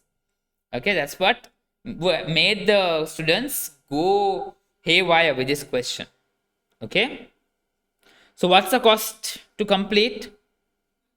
19. What's the cost to sell? 5. What's the selling price? 114. So NRV is 114 minus 19 minus 5. How much is that? 114 minus 19 minus 5. How much is that? How much is that, guys? Quickly calculate and tell me. 90. Right. 21,600. How many units? 270 units. Tell me cost per unit. 21,600 divided by 270. What's the cost per unit? What's the cost per unit?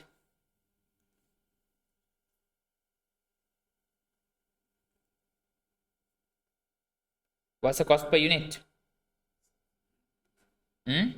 80. What's lower? NRV or cost? Cost is lower, right? So you have to take this figure as it is. Okay? Lower of cost and NRV. This is lower, so you take this into the number of units. Clear, guys? Is that clear?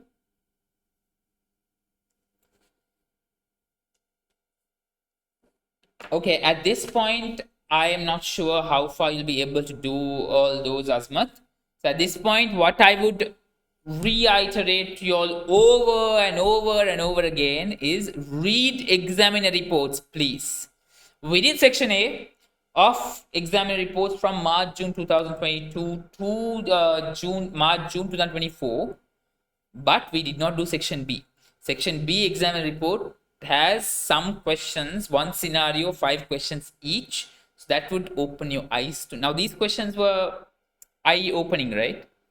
Different perspective, found it difficult, found it challenging, found it surprising. But if you all go to the exam, you all won't find it surprising anymore. Right? So please make sure you all read the examiner reports. Read as many examiner reports as possible.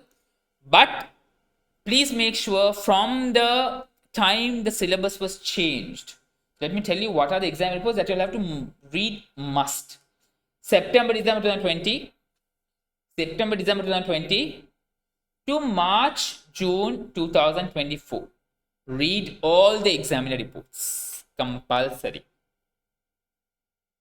September, December 2020 to March, June 2024. Read the examiner reports. We have not done section A for 2020, 2021.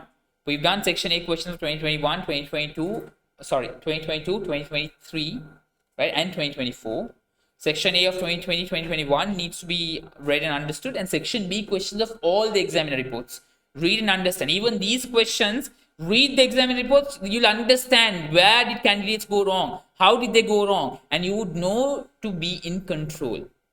Okay, so examiner reports, very, very important at this point. Critically evaluate examiner reports, please. And that is what I would like to reiterate over and over again. So next, on 1st of December is most probably we are going to have our final session, which is going to be an exclusive pre-mock discussion only and exam tips and techniques. Do you all want any more sessions? Section B, right, that we could not touch upon, but let's see if time permits. I'll try to incorporate in the next final class. But whatever we've done so far should be good enough for you to be an eye-opener and go and revise the areas that you feel less confident about. All right, guys, feeling better today after 3 questions and 20 section A questions? It was a heavy day. So please make sure you all watch the the recording. It's on YouTube, right? Please watch it again if you all want clarity, right? So please feel free to ask questions at any point that you all want. You can reach out to me. I'm very active these days. I'm being responsive to you all. Any questions you all feel stuck at, any areas you all feel stuck at, please feel free to reach out to me. I will be there to help you all out. Wishing you all the very best with your pre-mock. Please do it in the early next week. Then we'll discuss on next Sunday. But you all will have, what you all do is when you all do the pre-mock, mark it, look at the areas that you are weak, you all are strong at, and try to revise the areas that you feel you all are weak in. All right. So guys, I'll see you all on next Sunday. Until then, stay safe, take care, have a great weekend. Yes, Azmat? So is there a way to the examiners marks the pre-mock paper or something? No, there is nothing as such. So you mark your own paper, you will be given the answer sheet, then we will discuss maybe now. I was told by someone that there's a way that they mark it or something. The examiners. I'm not sure whether it's the examiners, maybe someone else, but I was told about. Okay, just attempt and let me know. Right? Alright guys, so Section C mark. sorry? Section C mark. Yeah. Yeah, you can pre-mocks, you attempt it, share it with me, I'll mark it for you all and share section C. Right? Even section A also, if you all want, you all can share it across with me. I can help you out with that. Section C, you all can get to me. Send it across to me. So all the very best, guys. I'll see you all on next Sunday. Until then, happy preparing, prepare well, all the very best, and looking forward to seeing you on next Sunday. All the best. Have a great week ahead.